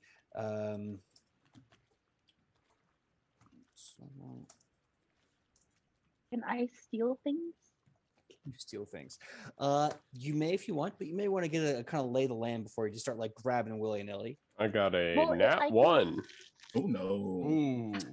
Wait, And what were our options again? Can't I do a thievery check to see if I can do it sneakily? Of course, yes. However, you may want to know exactly what you're stealing from, as opposed to just lashing out randomly and stealing from random people. Fine. Then I'll just do a normal check. Whatever. Thank you. What are Just we normal checking? Perception to see around the room. There is a lot of people in this room after all. I'm rolling Oh. clown lore, and I got a 26. Okay. Hold on to that. Fee, what was your roll? I got a nat 20. So Yes. whatever 20, you my want to question. give me. And Bakai, what's your perception check? Can I use diplomacy? Question mark. You can use it after this just because you have to use it on a specific target or with a specific action. Right now, you're just Gotcha. kind of getting the lay of the land. All right. Then that's a 29. 17 plus 12. Okay, pretty good. And what was that clown Oh, load damn. check again? 26. 26. Okay. So, clown lore check first. You can tell by how people are not paying attention to the macaw that there are those who are, for lack of a better word, the lesser entertainment. People are there to fill out the party, and there are those who keep themselves highly above. You move about this party, and as a macaw, you can see that those who are not paying attention to you are the higher value targets. Those who are paying attention to you, tragically, of course, are the ones that can give you no value to your operation. That is the way of the clown. Only those who can give you no joy in life Oh, can I just also shower point, you in attention. Can I also point out that I got a PM earlier on, and basically Pippo is basically Iago from Aladdin at this point. Sure. Yeah. Jaffa. All right. So, that being said, everyone else's perception checks. Unfortunately, Paddle, is just, I guess, just taking in all the opulence of this very fancy party. Yeah, the thing I was kind of chalking it up to is I never checked if the mask I took off the ship actually fit a Gripply's face, or if it's just pasted in the center of my face and still the shape of a human mask, which could be a possibility. Do you want to flip for it? Yeah, go for it. See if it's All just if it's just an oval in the middle with with Paddle's eyes on either side of it. All right. Heads, it fits. Tails, it doesn't. Hold on. Landed it in my lap. Oh. Tails, it doesn't. Does But not. Okay. At the end of your face, though, there is a mask tied with ribbon around your face, and everyone's looking at you going,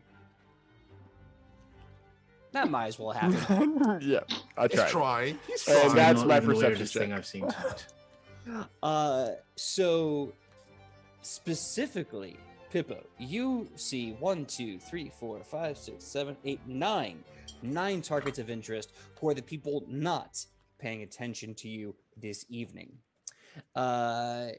Specifically, Makai and Fee, with your numbers, and of course that critical 20, you are able to recognize there is one woman who is not wearing a mask at all. She appears to be a human tiefling.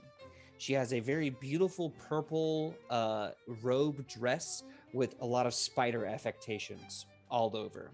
And she definitely walks like she owns the place. However, the actual owner of this establishment, Lord Malchus Doranzar, you can assume is not this person, as everyone around them, this tiefling woman just bows to them and calls them Mantice Calici.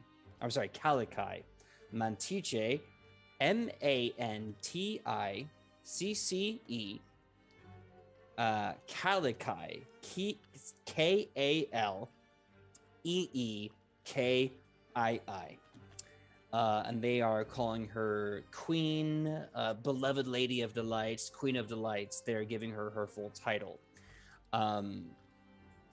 You recognize there's one slightly older man with kind of a powerful standing presence, but a bit of a gut from years of enjoying the finer things in life. Nothing wrong with that. And he has a mask, a very beautiful mask that has all of the affectations of the room on it. You can kind of safely assume, because his mask reflects what the room looks like, that this is Lord Malchus Doranzar. And there's a younger gentleman, very handsome and spry, but he's got a similar mask on to Lord Malchus Doranzar. You see a few other people walking around. You see one woman wearing like a half mask. They call her the Queen of Whispers. You see a gentleman wearing a mask entirely made of gold and etched with painful detail and fancy filigree on his golden mask. It looks like a key ring, 4 keys, and a beautiful filigree going around the side. He is the king of the keys. He is the king, or the leader, of the city guard. And you see a few others. Yes? Sorry, this handsome man by the side, we don't recognize him from the statue as the captain. No, Or the handsome man, you can probably safely assume, with the mask on, is related Is the son to, or something like that, like related or anything. Okay, cool. yeah.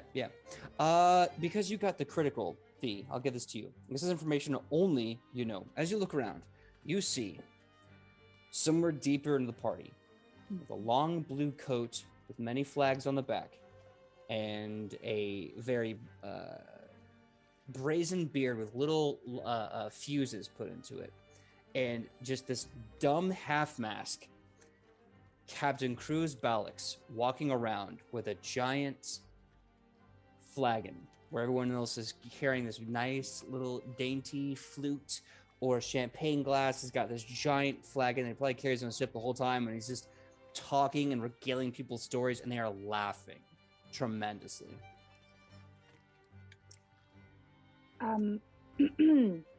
Well, guys, I am so glad to say that everything is going per plan and that there won't be any complications whatsoever.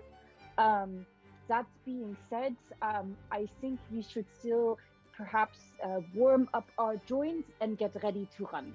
Thank you so much, and have a wonderful evening. Why? Why do you... Not gonna ask questions. Just yeah, thanks. Yeah, we probably shouldn't talk about the in the building to play. You know what? I think the sad part of this is that they're truly trying their best. Right. So okay, Captain Cruz, Yes. you may want to check in on the artifacts. I do. Shall I do that by myself, or will I take someone with me to do that? And also, should I go to the Lord of Keys to ask about it so he can let me to the artifacts? Because I'm sure that there will be bodyguards there and everything to like protect the artifacts. That's probably our best plan. Okay. So, yes, Pipple, I'm so sorry. I should What's kind take of you. motioning? He's gonna join in. We go to the. Oh, you are so smart. You should talk more. I love you. And Jaeger has this gigantic bird. Hippo's gonna jump from let's see, Rally's shoulder and then scampers up Jaeger's shoulder. This is fine. All right. And then she slowly, with stiff legs, walks over to the Lord of Keys. Okay. So you overhear the King of Keys having a conversation with some people, and it is at this point that he turns to you with his flute glass, and he goes, I am absolutely surprised to find that the rumors are true. Captain Cruz Balix in the flesh. Well, clearly, something here must be out of sorts, because I could have sworn that gentleman over there is Captain Cruz Balix. And Jaeger, putting on her best impression of this captain that she's only met once, who gave her chocolate, says, well, I heard the rumors, the rumors as well, and I just wanted to make sure that I would be safe, and that's why I hired somebody to pretend to be me, so I could be safe. Oh, well, I wouldn't worry now about any of that. As the moon is high in the sky and we're at this fancy party, I can surely promise upon you that the gods and the blades themselves will see you protected from any foul play. Captain, please enjoy the bounty of your hard-earned success with the prizes of Osirian. Yes, speaking of which, I do have to say, before I can join you in all the fun, I wanted to ask, could I just see the artifacts and make sure that they are all right and well taken care of? Give me a deception check. Can I aid? Unfortunately, By squawking? Yeah, that's the thing. I don't see yeah. you. I don't see your squawking helping. So I'm gonna say no for right now, but maybe later. Ian, you had a thing. I have a 34 perception check Mm-hmm. to overhear the Lord of Keys speaking. Just anything he has to say. I just need to hear just a short sentence. You definitely hear him introduce himself as the King of Keys and by his private name. My name is Delarius Solkazar. Solzakar. I am the King of Keys, and it's an absolute pleasure to meet you on this full moon night. So you hear it. Yeah, we'll wrap up here, but I have something to whisper to Rally. I got a 31. 31. Deception. Okay, so Solarius make sure I got this guy's name right. It is such an interesting name. Delarius Solzakar. Delarius Solzakar looks to you and he says, "Well, you know, of course, we showed it to you before the party got started. But unfortunately, I don't have the keys to this one.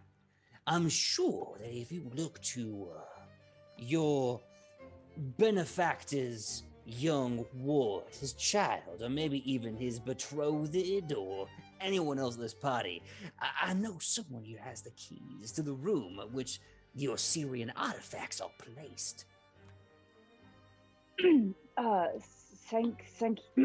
Thank you so much, friend. And Giger like lifts the one cup that she was having and salutes and goes away with very stiff legs. So you walk away with stiff legs, and Delarius Solzakar just kind of goes, "A double at a party. The brilliance of the night has no bounds tonight." Rally.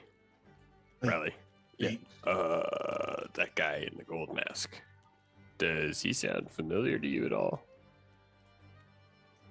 When we were, do you remember Jaeger's amazing plan? And then we met 100 friends? Yeah. I remember that one guy on the stage. He kind of talked like this and always had a drinking movement about him. Right. So, that's the guy. Points over at the god in the gold mask. That's him. That's him. Nope. Nah, couldn't be. Yeah. Nah, it couldn't be. It just straight up couldn't be. That guy was like old and decrepit and like creepy. That guy had like a weird hunches. Oh my god, it is. Yeah. That's him. It's him. Okay, so the Colts and I could be wrong, but the guys with the keys, and maybe the guys with the should have seen this coming. Knife with blood on it across their face. Probably part of the cult. Probably part of the cult. Oh, you know what? That actually helps us have a lot because I meant to stab more of those. So now we just have an extra chance. Great. Where is Jaeger and Pippo? Are you guys just taking off to find out who can see these artifacts? Who can get? Wait, just going straight there. Okay. Yeah, I was going. I mean, you can probably still catch me. I'm not walking fast, unfortunately, with my stiff legs because I believe this looks more masculine. But I am walking towards the woman that is like not wearing a mask and boasting around. Actually, at this point, Pippo's gonna jump from Jaeger's shoulder. Since she's gonna take care of the woman, Pippo's gonna interact with the kid. You're gonna interact with the son. Yeah. Okay. Okay. So yeah, you see this young, dapperly dressed gentleman wearing a mask very similar to Lord Darnzar.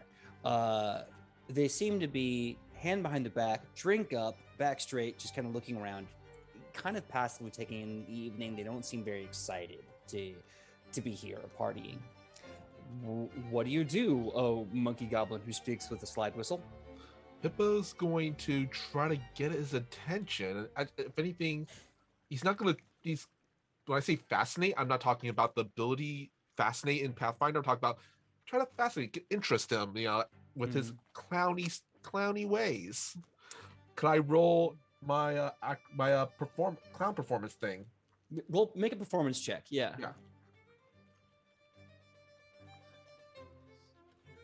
What's actually cool is I have an ability called Acrobatic Performer. So instead of perform, I can roll acrobatics. If you want to go, yeah. Oh. Okay, that's good. That is good. Let's see. Plus 1 here, plus.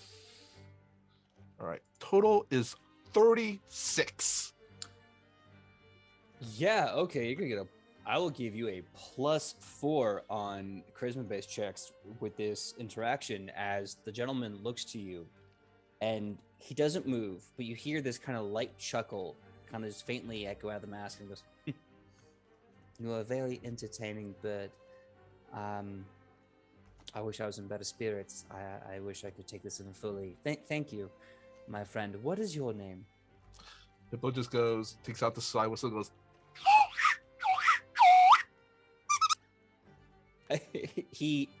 A stronger chuckle starts to kind of roll out of him. He goes, "I needed a laugh. I'm afraid that my disposition has been very sour as of lately.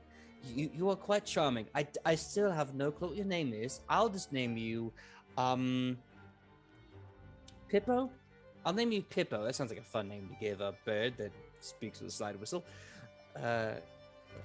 Could Pippo attempt to basically, you know how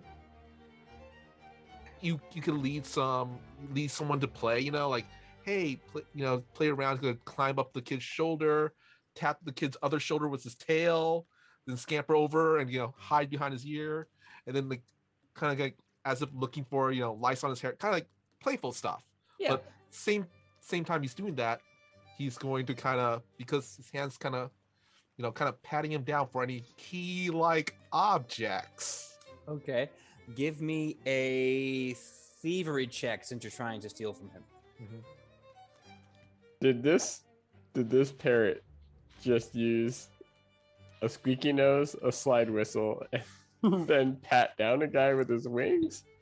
Yes. It was a weird party. Will I it get just my got +4 started. charisma bonus for this? Yeah, I'll give that to you because he's having a delightful time laughing as you're I'm just jackanaping all around. I'm just him. impressed that a bird with wings can use a slide whistle. He's using basically his hands in these fabric wings, so it's kind of like holding it kind of like mittens. And nobody finds this weird at the party. yeah. He's just like, that's a great bird. Great bird. What a wonderful and talented creature that is Exactly. fondling my son. A Oh, very handsome young yes. man. He's so talented. This will be. I got another 36. Regrettably, there's no keys on his person or anything else, but he is dressed very well, and you're finding things like lint and some money and stuff, but that's about it. He's having quite a delightful time. You've actually been able to turn his attitude around completely, and he laughs as he reaches, picks you up, and puts you down. He goes, "You little one are quite the fun friend. My name is Rory Doranzar. I am the son of the master of this party, and I wish I was in better spirits. You've certainly improved mine. What can I get for you, friend?" Hippo kind of bows and kind of, when he bows forward. His entire body goes forward and turns a roll, and then pops up going, ta-da! He kind of motions that he kind of wants to, look around, maybe have a tour of this place. All right. You get the feeling as Rory offers you the hand that he is going to grab you by your hand and kind of give you a nice little lap around the party area. Just around the dance area and just kind of show off all the things. And he offers you the hand if you'd like to take it to. Okay. Yeah. So he's going to walk you around. Unfortunately, you do see there, as he's walking you around, that there is a large staircase going up behind him to the next floor of this big castle, this big manor. You're on the second floor right now. It's a 5-story mansion, second floor. While you're taking a lap, we're gonna jump. Does anyone else want to try to do anything else? I know Fee was going out to find who may have the key. Anyone else? The Captain Balrog. He's distracted currently, right? You're talking about Captain Cruz Ballix? Yeah, Captain Ballback. Yeah, Captain Ballix is absolutely, shall we say, distracted by the party. Okay, good. Then yeah, I'm just gonna leave Captain Bing Bong his devices and pretty much I'm just gonna work the party, see if I can't get like a more specific idea of like where the because do we know where the artifacts are being held currently, or are they even here? Or... The only thing so far that you know is that this party is meant to show off and celebrate that the artifacts from Assyrian are still in the possession of Dornzar after the break-in. Gotcha. But then, yeah, I would like to go around and use discrete query to try and glean like if the artifacts were moved or if they're under more security now that like there was already attempt on them, or if they were just put back where they were. Okay. Yeah, give me a the relevant check for that and tell me the total number.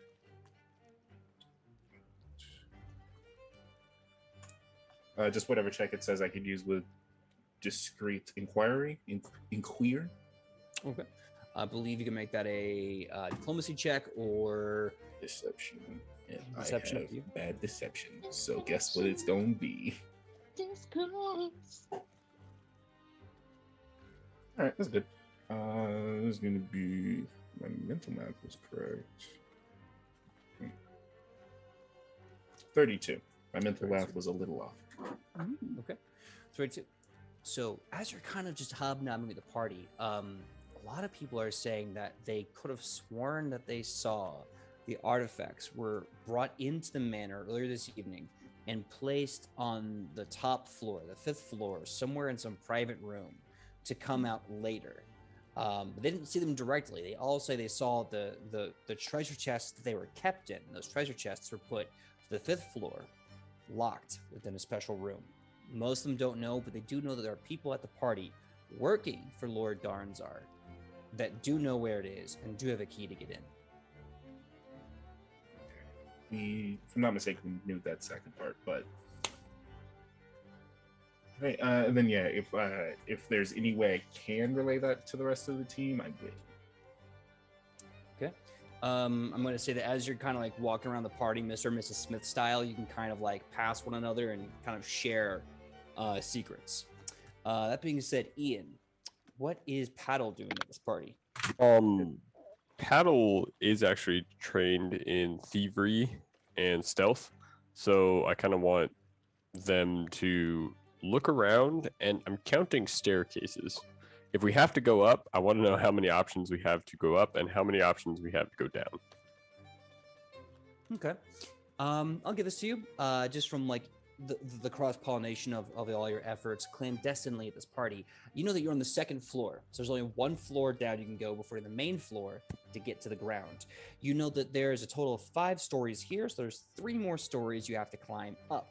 However, you do also note that the majority of the guards are on the 1st and 2nd floor to prevent any, shall we say, ne'er-do-wells from getting into the party or ne'er-do-wells getting out of the party. And how many sets of stairs do I see that lead either up or down? Currently, you see 1 set of stairs going down to the 1st floor and 1 set of stairs far back of this Victorian Baroque kind of like ballroom leading up to the 3rd floor. Right. Okay. I think Paddle passes that on to everybody else. It looks like there's only one way up and one way down.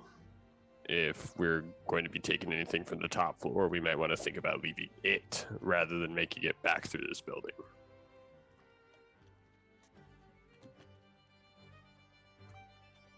Well, if the... Alright. What about this? Locked chest. Gonna be brought out later.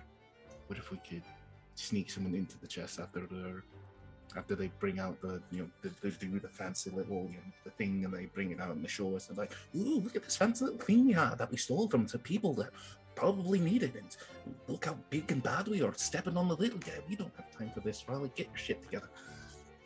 What if we snuck someone into it, and then once they take it back upstairs, they just sneak out, take it with them, sneak out the back door while we walk out the front. So if it's if the crate is placed outside of the sight of everybody who's watching it, if they just lift it out of the crate to show people and drop it back in, I don't think we have that chance. But I'm also concerned if they lock it, that whoever snuck into the chest may just be along for the ride and not able to get back out. You do also see plethora of other faces. You see one person wearing a very handsome, only half-faced mask who seems to be staring intently at the one who Pippo knows as Rory. You also happen to see a beautiful woman with a half-faced mask who is very laughing and jovial and constantly checking on everyone's drinks and making sure that they are having a great time. Meanwhile, they are speaking to other people as they're running around. You note that there is a young woman who is constantly coming back and forth on the shoulder of Lord Doranzar, who seems to be frustrated with her presence, but kind of nods and shoos her away. And of course, Captain Cruz Ballix is now a few drinks in, and he's just flirting with people tremendously. The party is kicking off, and different people of high society are now playing what you can kind of best assume is a game of interests.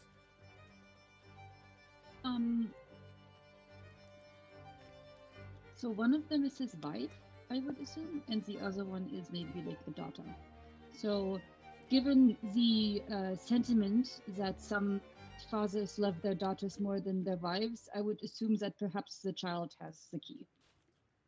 The son, Rory? No, the girl that keeps going back and forth. Okay. She assumes that it's the child of him. He doesn't know, but yes. All right. That is just my assumption. I don't know. Does anybody else have any kind of ideas? Because I'm.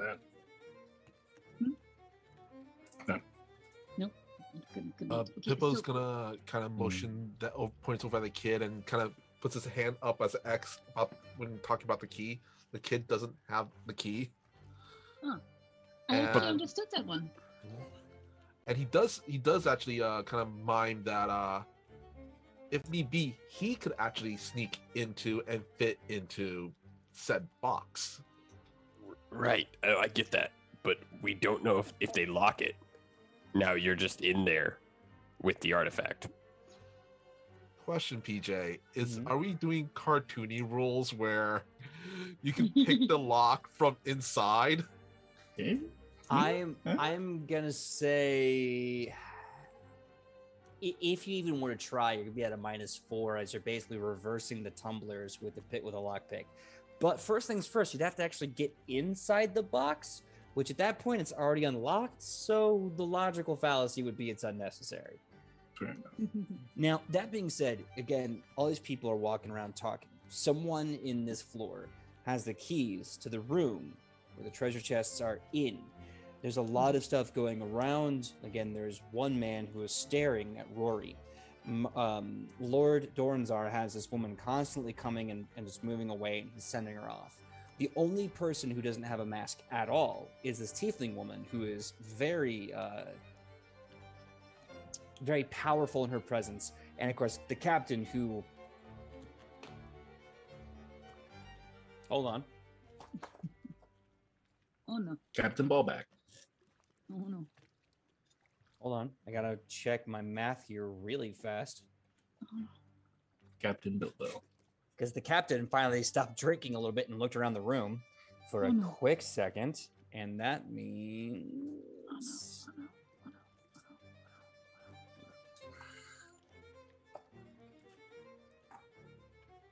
Don't do it.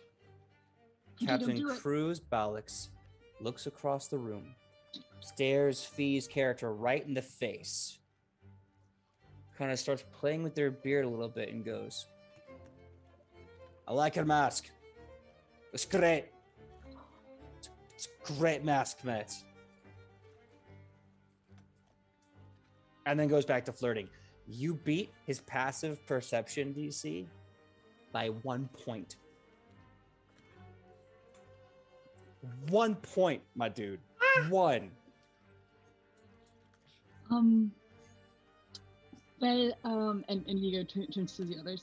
Well, I forgot to tell you that he's here, and he's wearing a mask where only half of his face is covered. So, Right. But we've hopefully sowed any rumors. You did convince somebody else that he was your stand-in, yes, right? did The Lord do of that. Keys, Oh, King of good. Keys, It's King a good point. of Keys. I think Okay, so but should we- we go to somebody? Yes, sorry. Yeah. we should split up. I mind.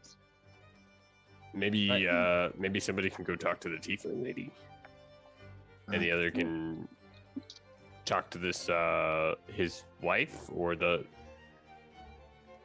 tiefling woman is the one with no mask, and then the half mask was considered the Lady of Whispers. Was that, did I get that right? The Lady of The Queen of Whispers, yes. Queen of Whispers, excuse me. I have a I could talk to question a to tiefling. TJ.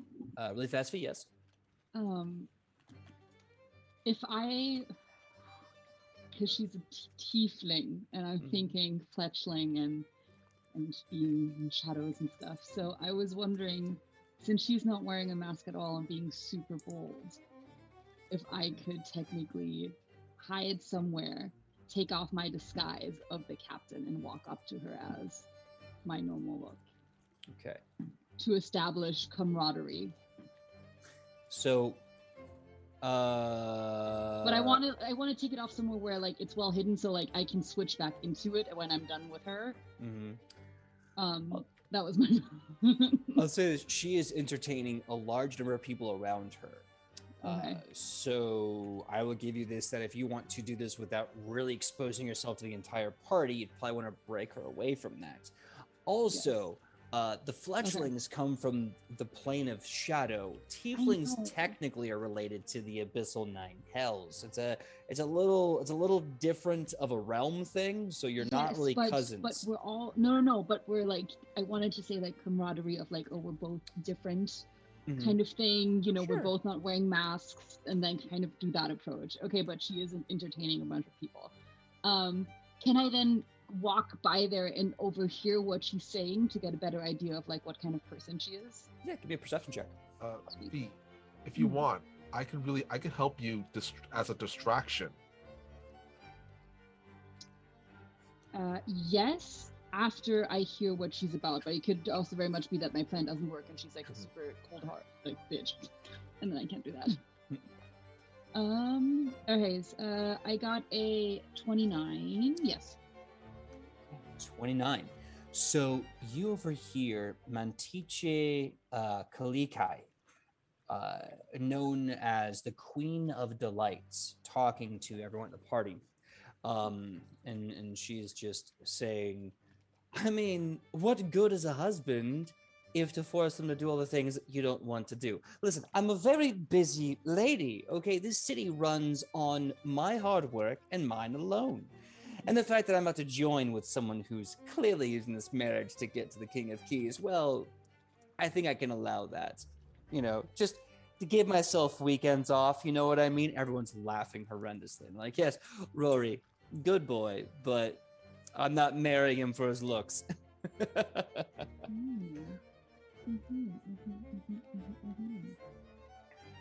I understand, and that's why Rory looked the way he did.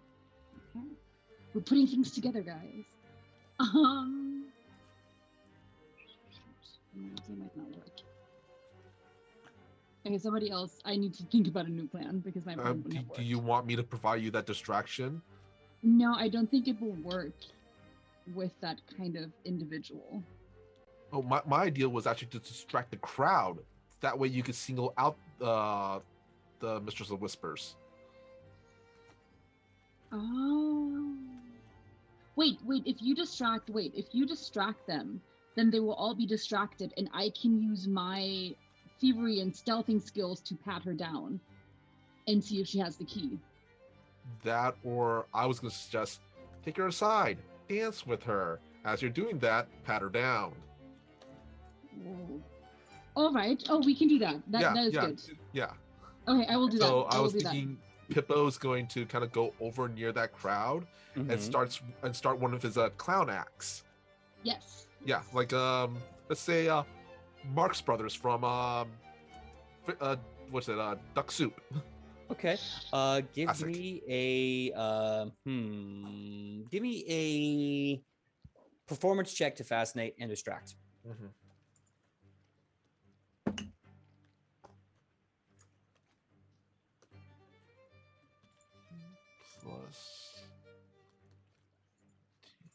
Plus 1.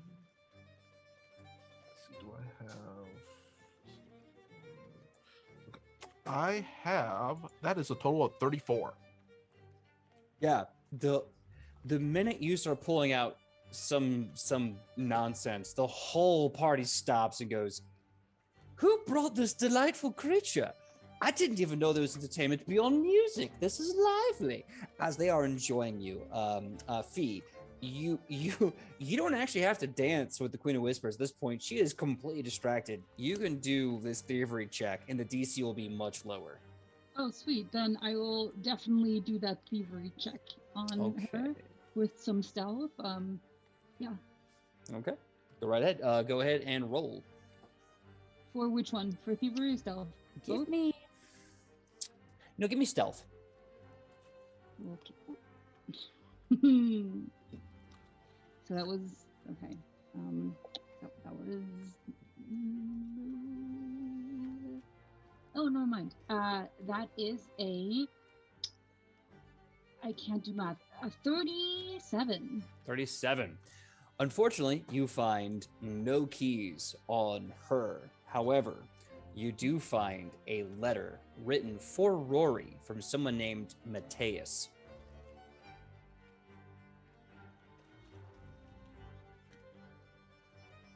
Okay, I want to go to the guy that keeps staring at Rory in disdain, distrust, whoever it is, because I have a thought. Okay. That's what I want. I'm just going to rock up to him and we're going to pause right here. And we're going to jump to Makai or Ia. Do any of you have actions while this big distraction's happening and while Fee is still in a letter from Rory to Mateus? Rory to Mateus or Mateus to Rory? Sorry. Mateus to Rory, my bad. Mateus to Rory. Okay. I just wanted to make sure. I was thinking about going past the half-mask Queen of Whispers, right? Because you were talking to the tiefling. You know, clarification, my bad. The tiefling is the Queen of Whispers. The half-mask is the Queen of Delights. So sorry. Right. Yes. A lot of moving parts of these party games. Okay. No, you're fine. So, okay, I got that backwards. The one we haven't talked to is the Queen of Whispers, right? The Queen of Delights is the one you haven't talked to yet. Okay. Sorry. No, you're good. Then I want to go past the Queen of Delights and listen in to anything that she may be talking about. Okay. I'll give you this with a perception check. The DC will be dropped because she's not paying attention.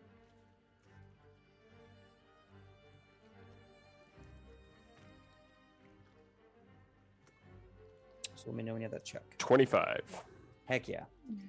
So you overhear the Queen of Delights, who goes by the name of Simandu.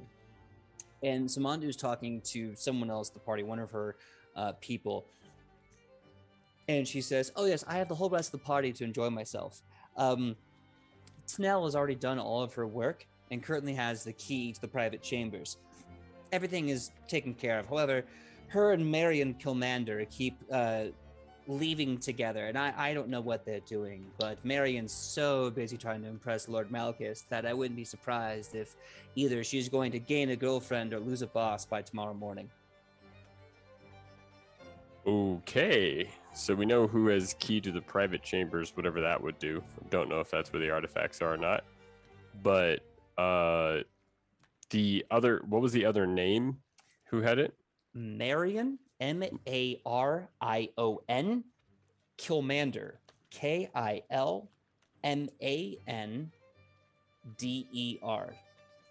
Great.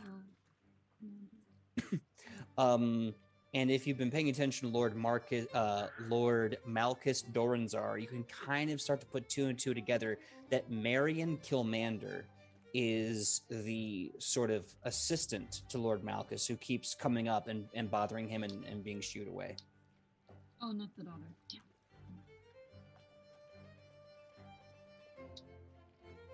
Okay.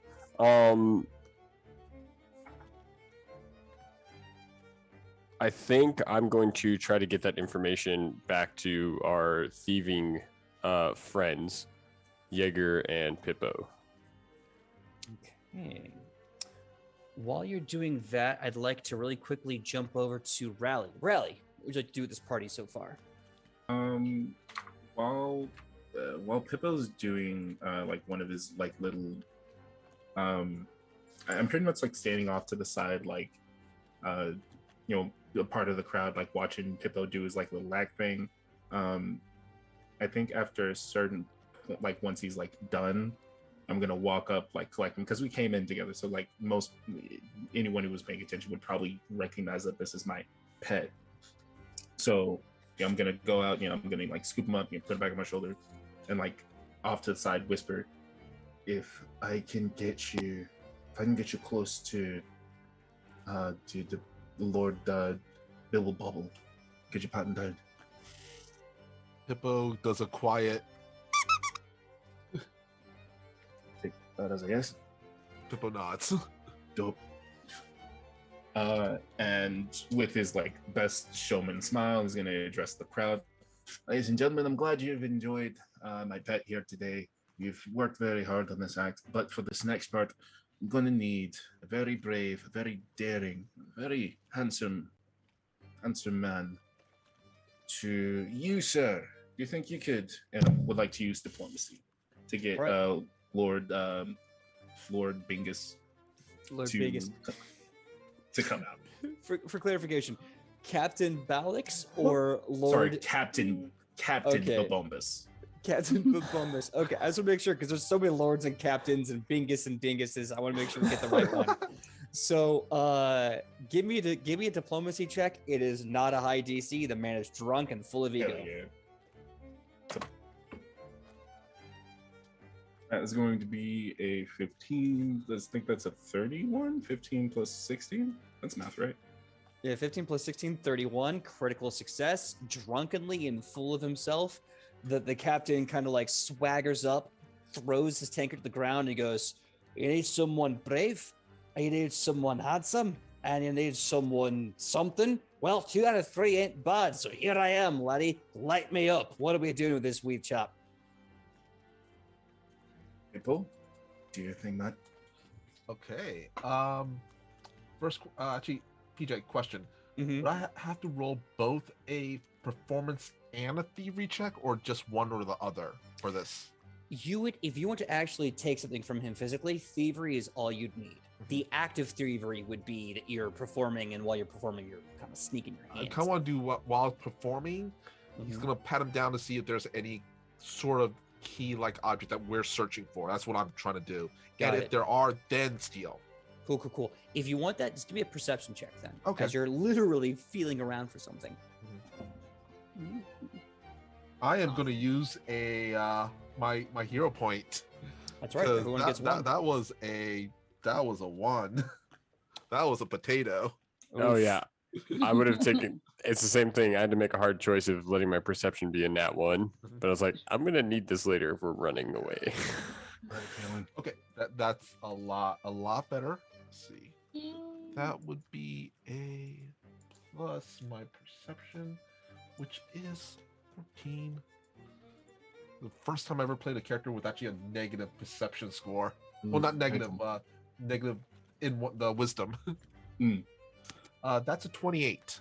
28.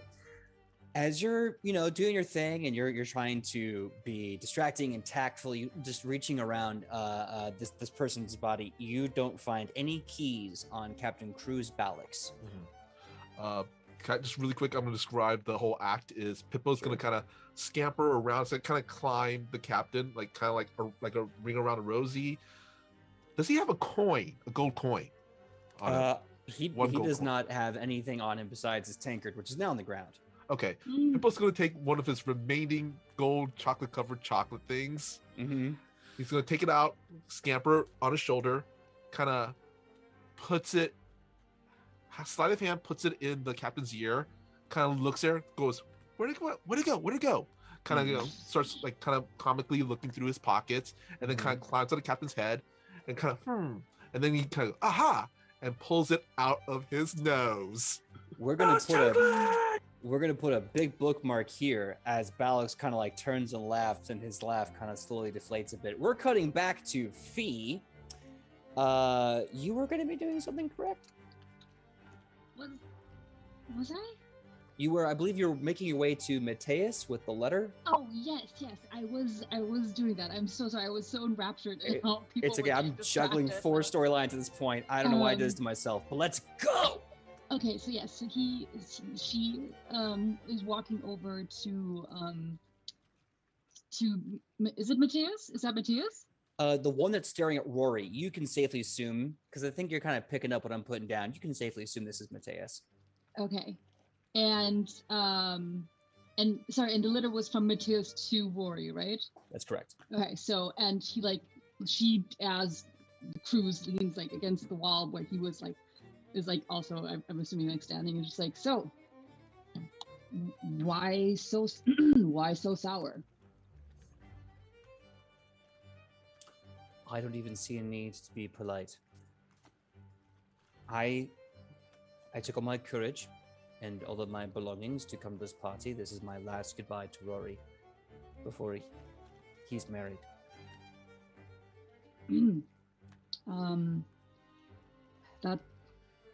That's rough, buddy. And Nice Zuko just then. and she just like nods a little and looks to his side and is just like, oh my god, and looks back and just like, well, you wait here. And then she ruffles her things and like with stiff legs walks towards Rory. Rory is kind of laughing and clapping, watching his friend that he does not know is actually named Pippo, playing with Captain Cruz Balix. You walk up and he kind of becomes aware of your presence. Good evening. How can I help you? And as she pulls out the letter that she stole and hands it to Rory, she like says like, go over to him, and then goes away again. Yes. That's what I wanted to do. Rory looks back, and you see like a dog on a leash who wants to run, but they can't. He kind of stops. I wish I could, but I'm not supposed to. I'm to be married to the Queen of Whispers. I must put up decorum while we're at this party. And she nods, and she's like, that's such an interesting story, and like grabs him and walks him over.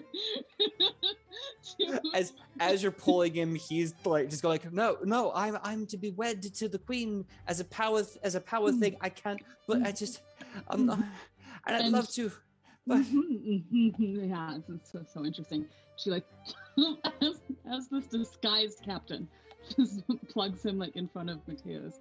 And like again, I don't know, gestures to the letter that she like handed him, and she's like, "If you want to, I will spread my cape to give you guys privacy, but you should talk." And then she like goes and stands like bodyguard in front of them and like flaps open the gate. So the conversation you hear is between two lovers, two men that have basically been in a relationship all this time. And Rory is saying, I am trapped by my father's wishes. I have to marry the Queen of Whispers to cement his powers. That maybe, if I don't, it is bad for me. And Mateus is like, yes, I understand that, but you don't have to. Damn your father, damn Vire, damn the Queen of Whispers. I have a boat in the harbor. We can get out tonight. And Rory says, I would love to join you on one more adventure. I'm terrified of what my father will do. I'm terrified of what the queen will do. I want to be with you. I don't know if it's safe. If there's just someone who could grant me the freedom to be with you, I would take it in a heartbeat. And Jaeger like looks back and like clears his throat. It's like just out of curiosity because I was totally eavesdropping. Who would that somebody be? What would they have to do to grant you your freedom? Asking for a friend. Mateus turns to you, the half mask. His eyes are excited. Rory just kind of starts looking nervous. He goes, I suppose I would need asylum. I would need a ship out of this city, and then literally anyway, it's fine. I have money. I have power. I have my father's seal. If I can just get out of the city, I'll be free. And then with a spread out cave, she like turns around because she was giving them privacy, still doing it now. She's like, so if I had a deal for you, that would involve you giving me something and me giving what you want to you in return, would that be something that you're interested in? Holding this open. That's the most complicated way to say that. Rory's picking up what you're putting down, and so is Mateus. And Mateus immediately stands up and he's like, anything at all, anything that I could provide. My heart, sweat, tears, I will give it. And Rory just says, sweetie, take 5 breaths. I love that you get excited. I love it. It's very nice. But for now, I suppose we have to keep faces at the party. But if I can get assurances that there's a boat out of the city that I can get into before tomorrow night, or even before the 3rd day, then I'd give whatever I could to have Mateus and I escape on that boat. Yes. Good. Would you mind joining me to going towards my associates? And she Jaeger like points with the head to like the commotion. Sure. Mateus goes, it might be safer for the party if I don't follow Rory, but I think we're on the same page. Yes. So one of them needs to come with me. One of you guys, just one. Dealer's choice. Do you want Rory or Mateus to join you? Let's take, for the sake of probably convincing the others, let's take Rory. Okay. Mateus says, good plan. I'll stay here and continue to stare vacantly at the party. And Rory goes, my love, keep hope strong. Please, you big brutish person, please take me with you. And so flourishly, I don't know why she's like this, and theatrically she like swooshes the cape back and takes Rory towards Paddle, Pippo, and Rally. Okay. To like join up with them.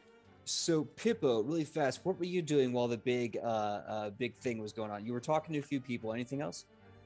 I'm so sorry, Pippo. Paddle. No, you're still on pause, yeah. Pippo. Paddle. What were you doing?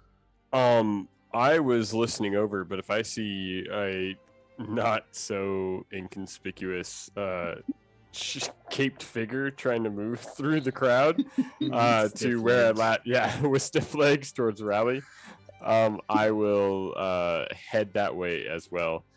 What? Jaeger. Captain, seeing Rory. Captain, what are you doing? I have the most brilliant plan, but I need to talk to everybody about it. Is everybody with me now? I don't know where Pippo is. We're gonna get to Pippo in just a second. Rally, what are you doing while Pippo is doing the thing? Oh, I'm keeping an eye on this little show. I'm keeping an eye on the little show that's going on, and just like ready to jump in if anything goes wrong, but mostly just playing the part of this monkey's owner. Give me a perception check. Oh shit! Goblin Monkey Macaw. I think I Acrobat Magician. Going. Whatever else this bird can do. Oh my god. It's not It's not great.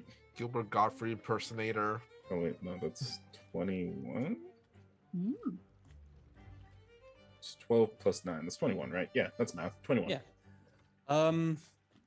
Yeah, Balak seems like he's really focusing in on this act. Like, he's having a really good time. He's really like getting into it, just staring at this bird.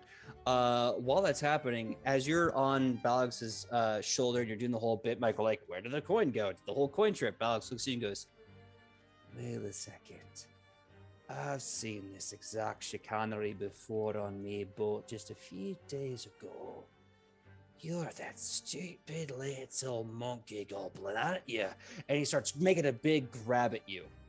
Now, at this, because you rolled a 19 on the die face plus this massive perception bonus, you're like, what? And he's like, no, this is chicanery and I'm not have it.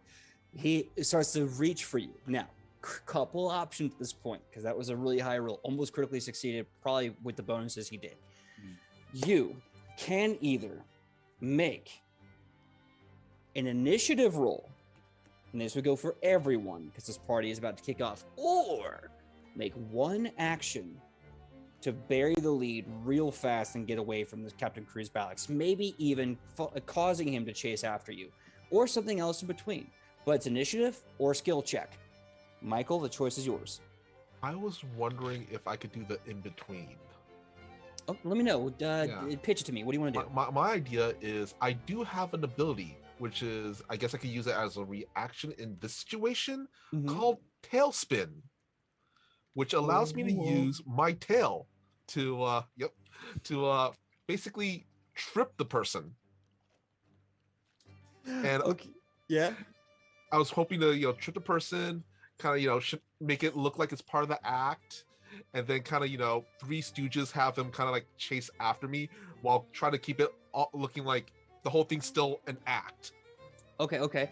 I'll tell you what, there's a lot that's going to be implied, so we're going to make it one big check. Give me a deception check for the whole party. I was really hoping this macabre was just gonna pull a gun.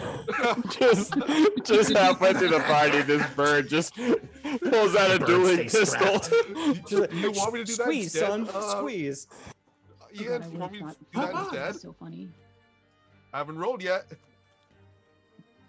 Do your plan. Do whatever you want. I just thought the goblin monkey dressed as a parrot with a dueling pistol in his wing hand. All right, let's see. I need to add 16 plus. Standing on the shoulder of his intended target. Oh my god. Point blank, just. I think I get a bonus on this. Actually, check. Oh, no. No, I don't. Well, that is a total of 27. Okay.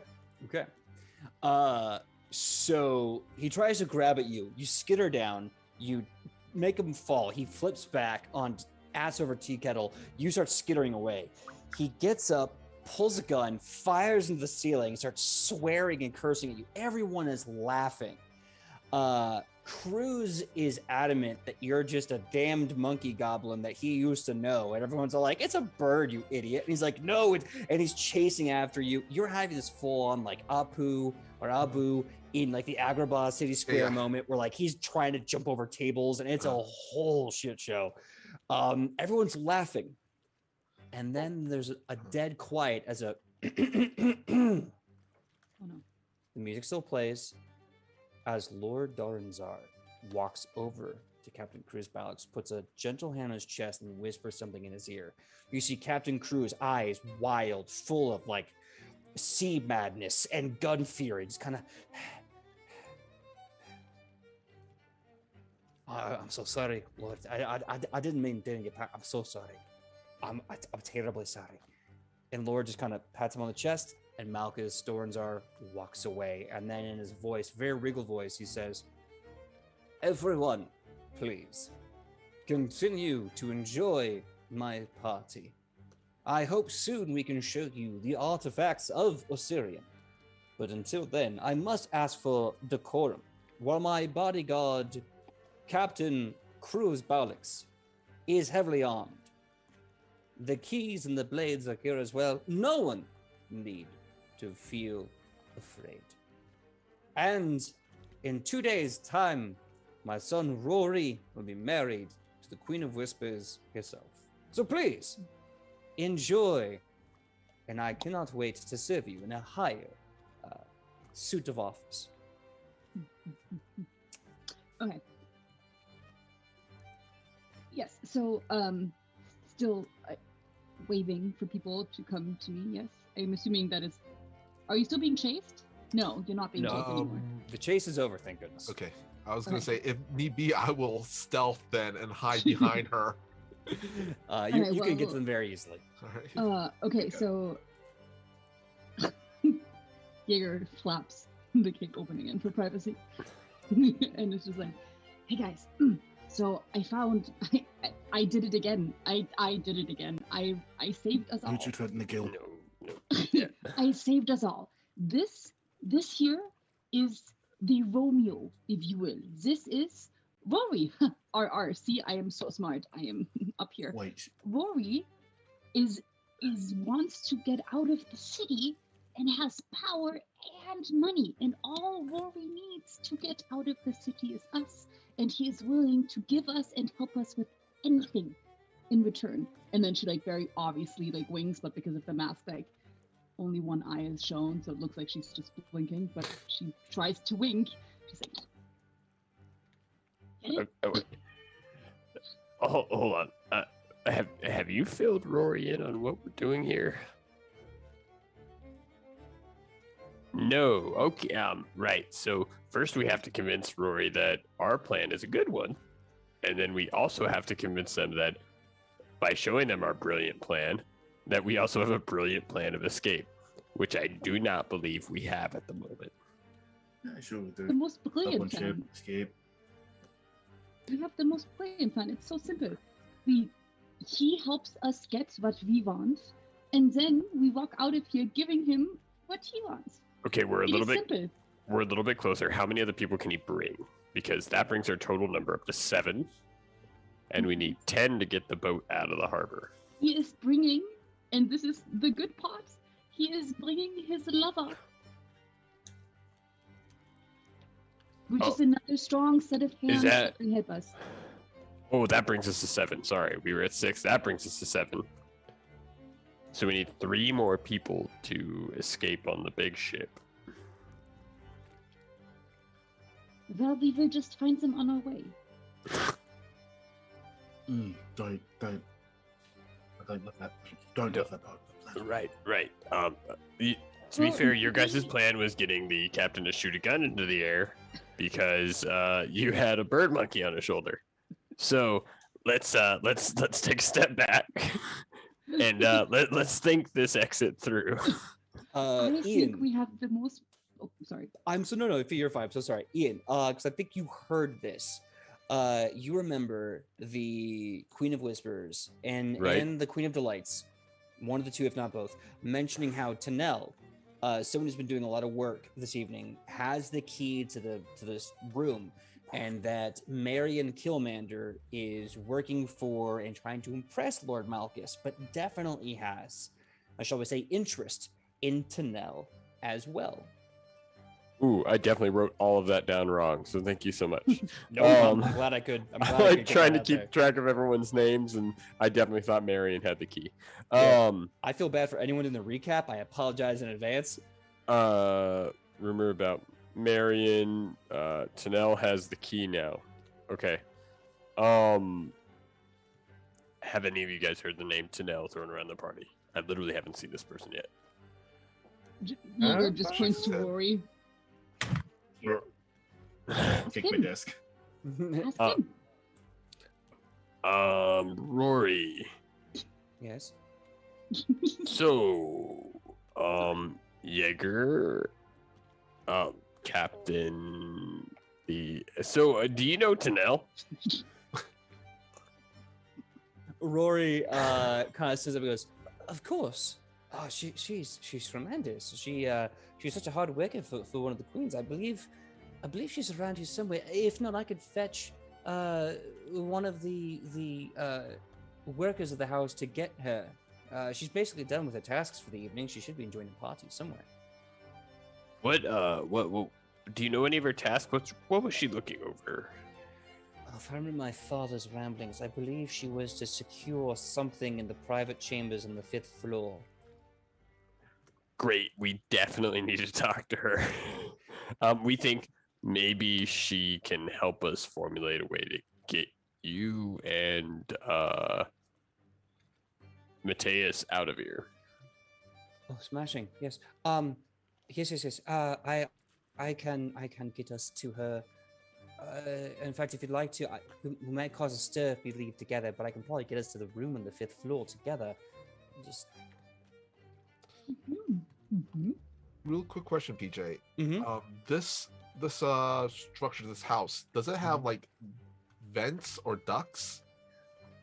No, it's Okay. very much like Wayne Manor. It's Okay. just one big old house. It's got windows and a fireplace. That's about Okay. Is there a chandelier? it. A gorgeous chandelier. Good to know. I wanted to die hard it. Now, if you want to take up Rory on his offer to meet up with Tanel and possibly Marion Kilmander, this will be a group stealth check. Now, you can do this one of two ways. You can each of you roll a stealth check, or you can follow the expert. We have to figure out who the expert is, and then they roll for all of you at a minus. Choice is I'm yours. a master in stealth. Same. That knocks me out of the running. I'm a big man. Stealth isn't really my forte. If he be could if 6'2". if Jaeger rolls stealth, can I aid her since we have the same level of stealth? It wouldn't be follow the expert doing that. You would Okay. basically be doing what she does. Now, what this will also kind of help you all in your own rules as well. If you wish to do individual roles, individual roles, you can do that as well.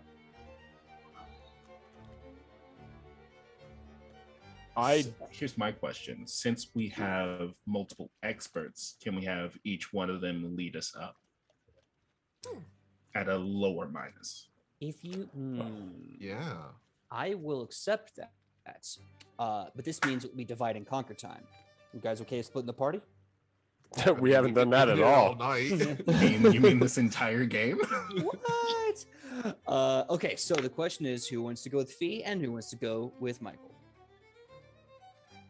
I'll go with Jaeger this time. You go with Pippo. Paddle. You Right. go with Pippo. You two seem to work together. Sounds great. Really quick. And Jigger offers like a high five. Yeah, buddy. I want to do this for aesthetic purposes. Is there like a big coat or a big cloak lying around somewhere? Because we need to Unfortunately, do this at some point. Unfortunately, no. You are in the dance Ooh. floor. If you were at the coat check, maybe, but you're in the dance floor and you're going the opposite direction to coat check. Can we go to the coat check and get one? Just a frog person and his best friend Bird walking through. I just don't see any of Bird and a this yet. frog and wearing a trench coat. Yeah, I'll say this: the trench coat won't give any benefits, but we'll just make it the aesthetic of the follow the expert skill check. Either way, both of you, I'm gonna need both of you, Michael and Fee, to make a stealth check for your respective partners at a -2. The whole reason why Pippo and Paddle are friends. I guess the old frog and the bird trench coat trick. Well, Michael had an aneurysm. Critical 20. Beautiful. I had a 31. Okay, so with the -2s, you have a critical and a 31. You start showing the other person how to kind of walk with you. You're kind of lying and flirting and joking and then just kind of like bolting when no one's paying attention, or you're just walking in a very awkward trench coat and everyone's just kind of excusing this display. Either way, after a very long and arduous kind of break going around and up to the 5th floor, Fee and Makai, you're standing in front of a woman who appears to be a tiefling woman. With shorter horns and wearing a bunch of different brightly colored garments. You are meeting with Tanel. Michael and Ian, you are meeting with the blonde woman that seems to have been kind of on Lord Darnzar's ear the whole evening. You are now standing in front of Marion Killmander. You have these two individual women separately. You are on the top of the 5th floor, and you can see behind them is one door, one solitary door in the middle of the hallway. What do you do? I'm going, and they are they all in the same room? So if I speak to one, the other one will hear. Sorry, or did we go up 2 separate ways? You kind of went up 2 separate ways, but you're in one hallway. Right. Ian, so you're with Marion in one hallway, and Fee is with Tanel at the other end of the hallway. Okay.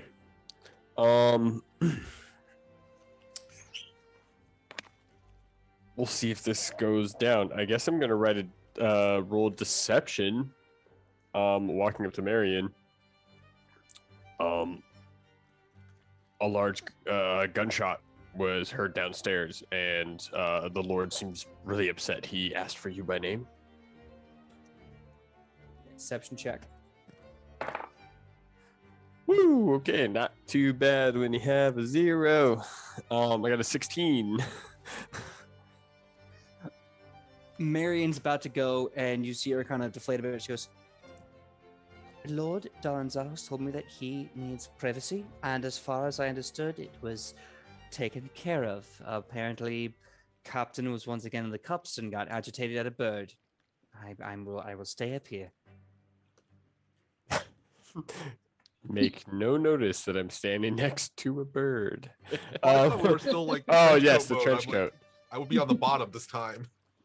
And I don't know how to take her out of the equation.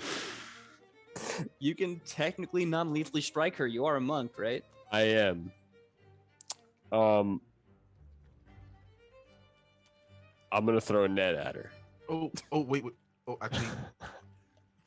Okay. Well. I want Just to hear kinda- nothing about my ideas ever. I officially apologize to everything I said about Jaeger. I don't want so to sorry. hit this woman. I don't want to hit her. She's just doing her job. If you So don't what want to hit her, next I is could the do something better actually. idea? I just What's realized your- I could do something. What's your thought, Michael? I have a magic item called Deck of Cantrips. Okay, what cantrip would you be unleashing upon this poor person? I was thinking I was gonna use. Let me just look up really quick. Spells. Okay, let's see. Cantrips are. Let's see. Okay, while you're doing that, Fee, you're in front of Tanel. What are you doing with Rally? Yeah, Jaeger. Let's hear it. Sorry, I need because of names. So Tanel has a thing for Marion, correct? That's what Rory said, something like that. Yes. Marion and Tanel both kind of like each other, but Marion is trying to impress Lord Doranzar, and Tanel is trying to impress her mistress, the Queen of Pleasures. The Queen of Pleasures. Okay.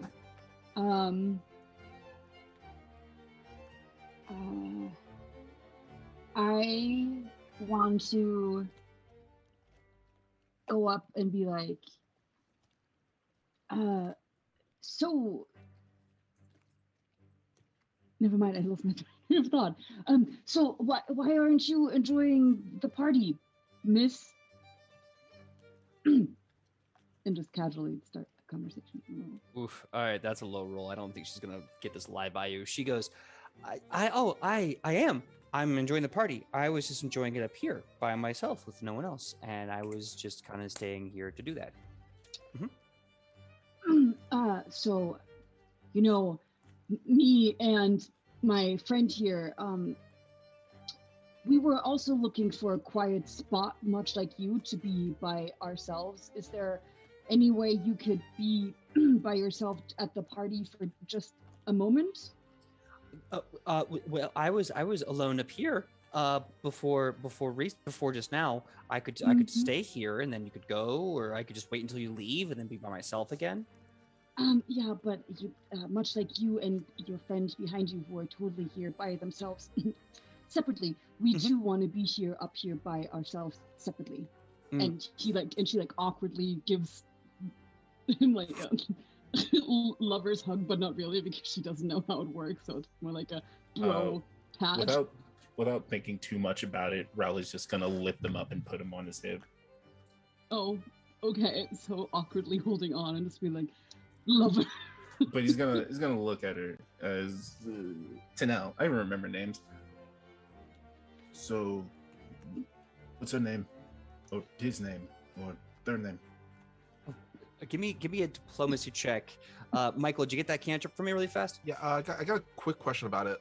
If I use message, if I roll a deception check, could I kind of mimic the voice of her boss? I think so, but it will appear in her head. She'll be aware that it's in her head. It's not like a ghost image or anything. Okay. Instead of that, then maybe down the hall, I'm going to use dancing lights. Okay. To see if I can get her to go investigate that. All right. What's the DC on that? I think that's like a 13 or 15. There's no DC. It's basically duration sustained. Oh, okay. No, there's a DC, Yeah, but I just remember my head. Okay, cool. Yeah. She looks at the light, looks confused, looks back at you, and goes, "Was that light you?"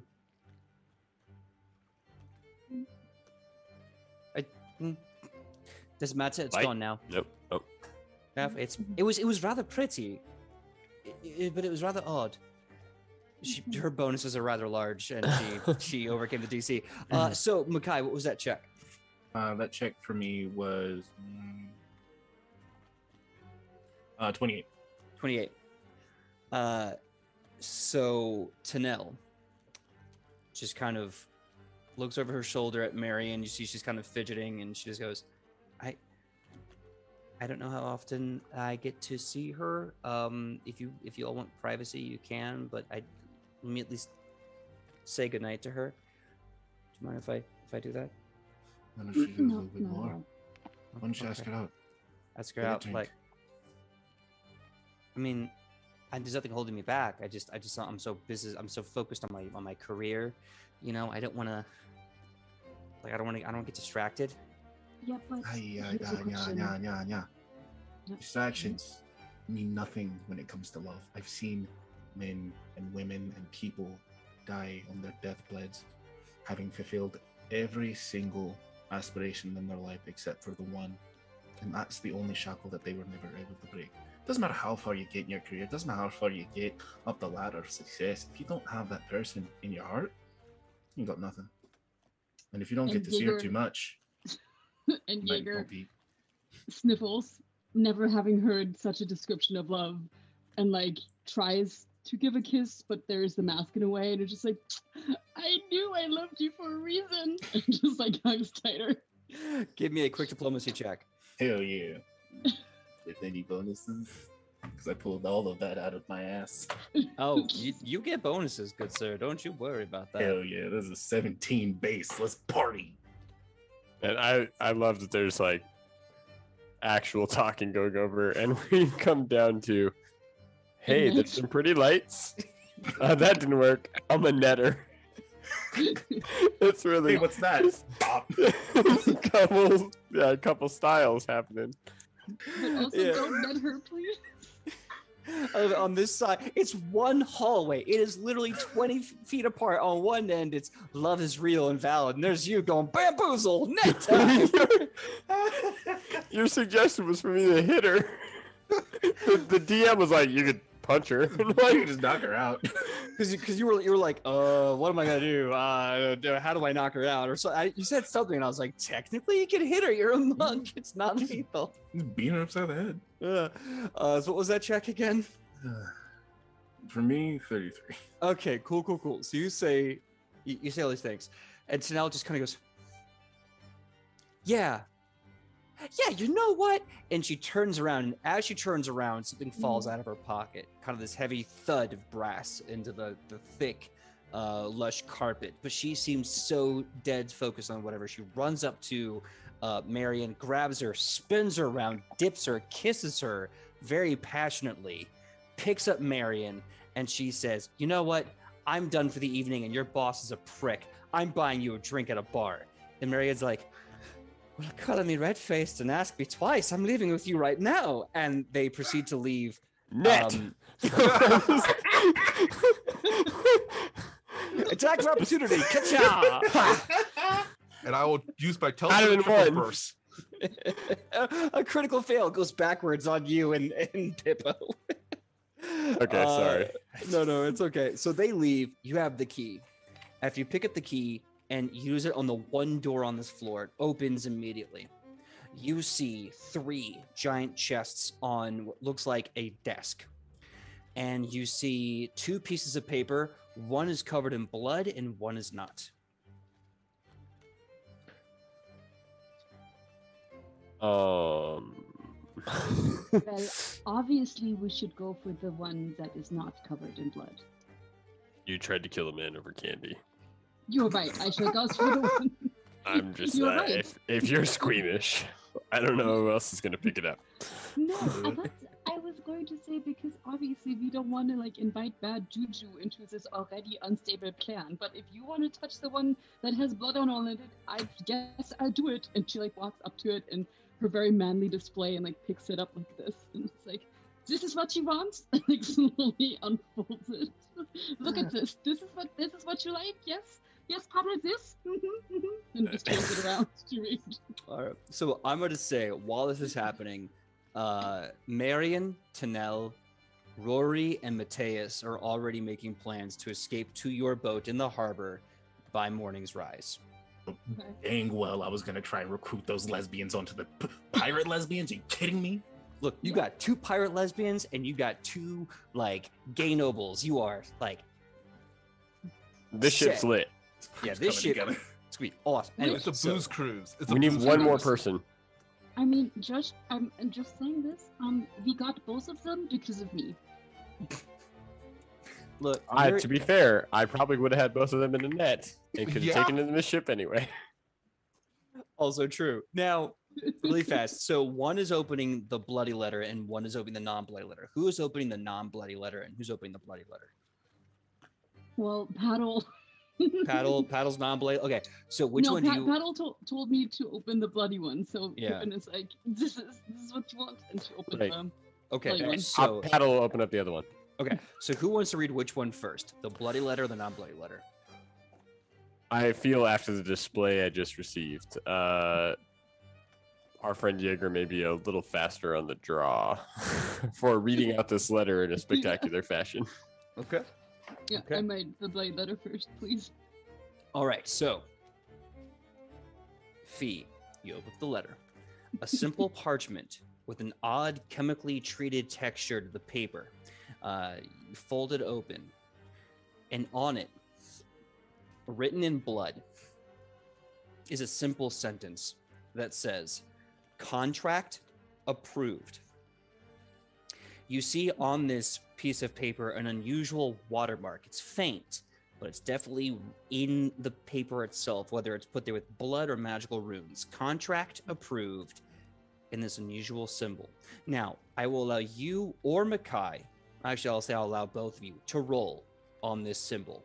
You can make a religion check or a lore underworld check about this letter. And I can't use occultism by any chance. No, it has to be religion or lore underworld. Here it is. Makai, what is your check? 25. Oh shit. Religion is 12 plus 13, so 25. Okay. Or sorry, And- wait, 12 plus 35. 12 plus 13. Oh. 12 plus 13. That's still 25, I think. Yeah, 12 and 25. 13. All right, Yeah. good. Fee, what is your lore or religion check? I had a religion check for 17. It was a 15 and a 2. 15 and 2, so that's a 17. Mm-hmm. Okay, we'll get back to that in a second. Now, Ian and Michael, you have the other letter in the room. The other letter, as you open it up, reveals 3 small keys that seem to fit the 3 small chests in front of you. Instinctually opening them all up, you see what looks like the Osirian artifacts as promised. But the letter continues to say this. We have moved the real magical artifacts back to the final throw once more. Now that these fakes have been placed here, the ritual site is all ready. The ritual site above the final throw. Everything should be in place for the ritual to occur by tomorrow night. Enjoy your grand prize, my lord, and I look forward to shaking your hand once you are the King of Delights. Long live the Queen and the Queen of Delights herself. Ooh. Guys, I don't know about your letter. You seem to enjoy it. But the one I have here only has bad news. So let's start with yours. Well, it is covered in blood, and it says contract approved. So I'm assuming that the king of all of this approved a contract, or who does this blood belong? Who does this blood belong to? Can I? Because blood has to do. I have no idea if this will actually work.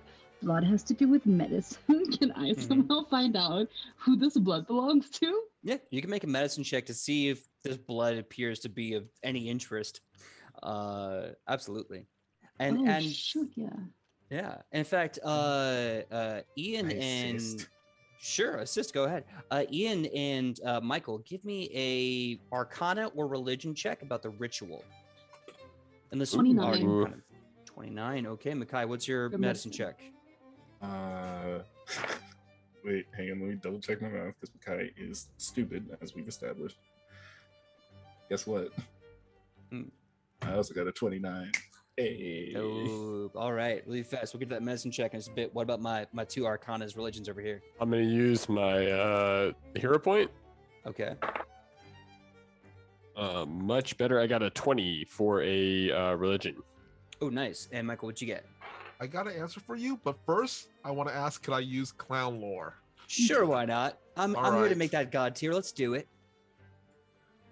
Then that would be a 27. Okay.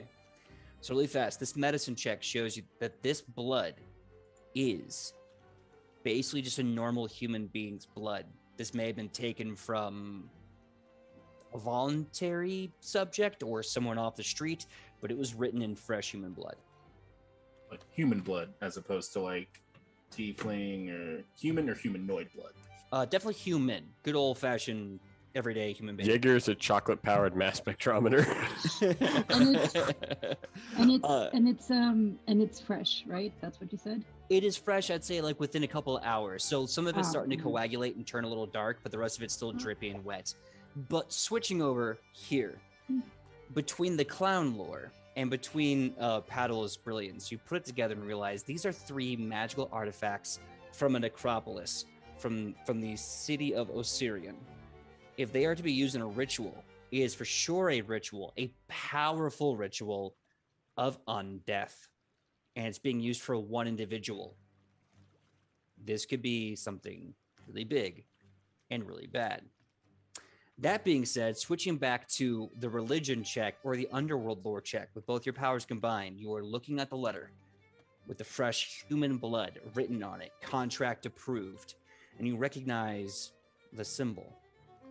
The symbol is Akek, the mantis goddess of assassination. More to the point, the contract that has been approved is from Lord Malchus Doranzar to the Red Mantis Assassination Organization. And it's probably on your heads.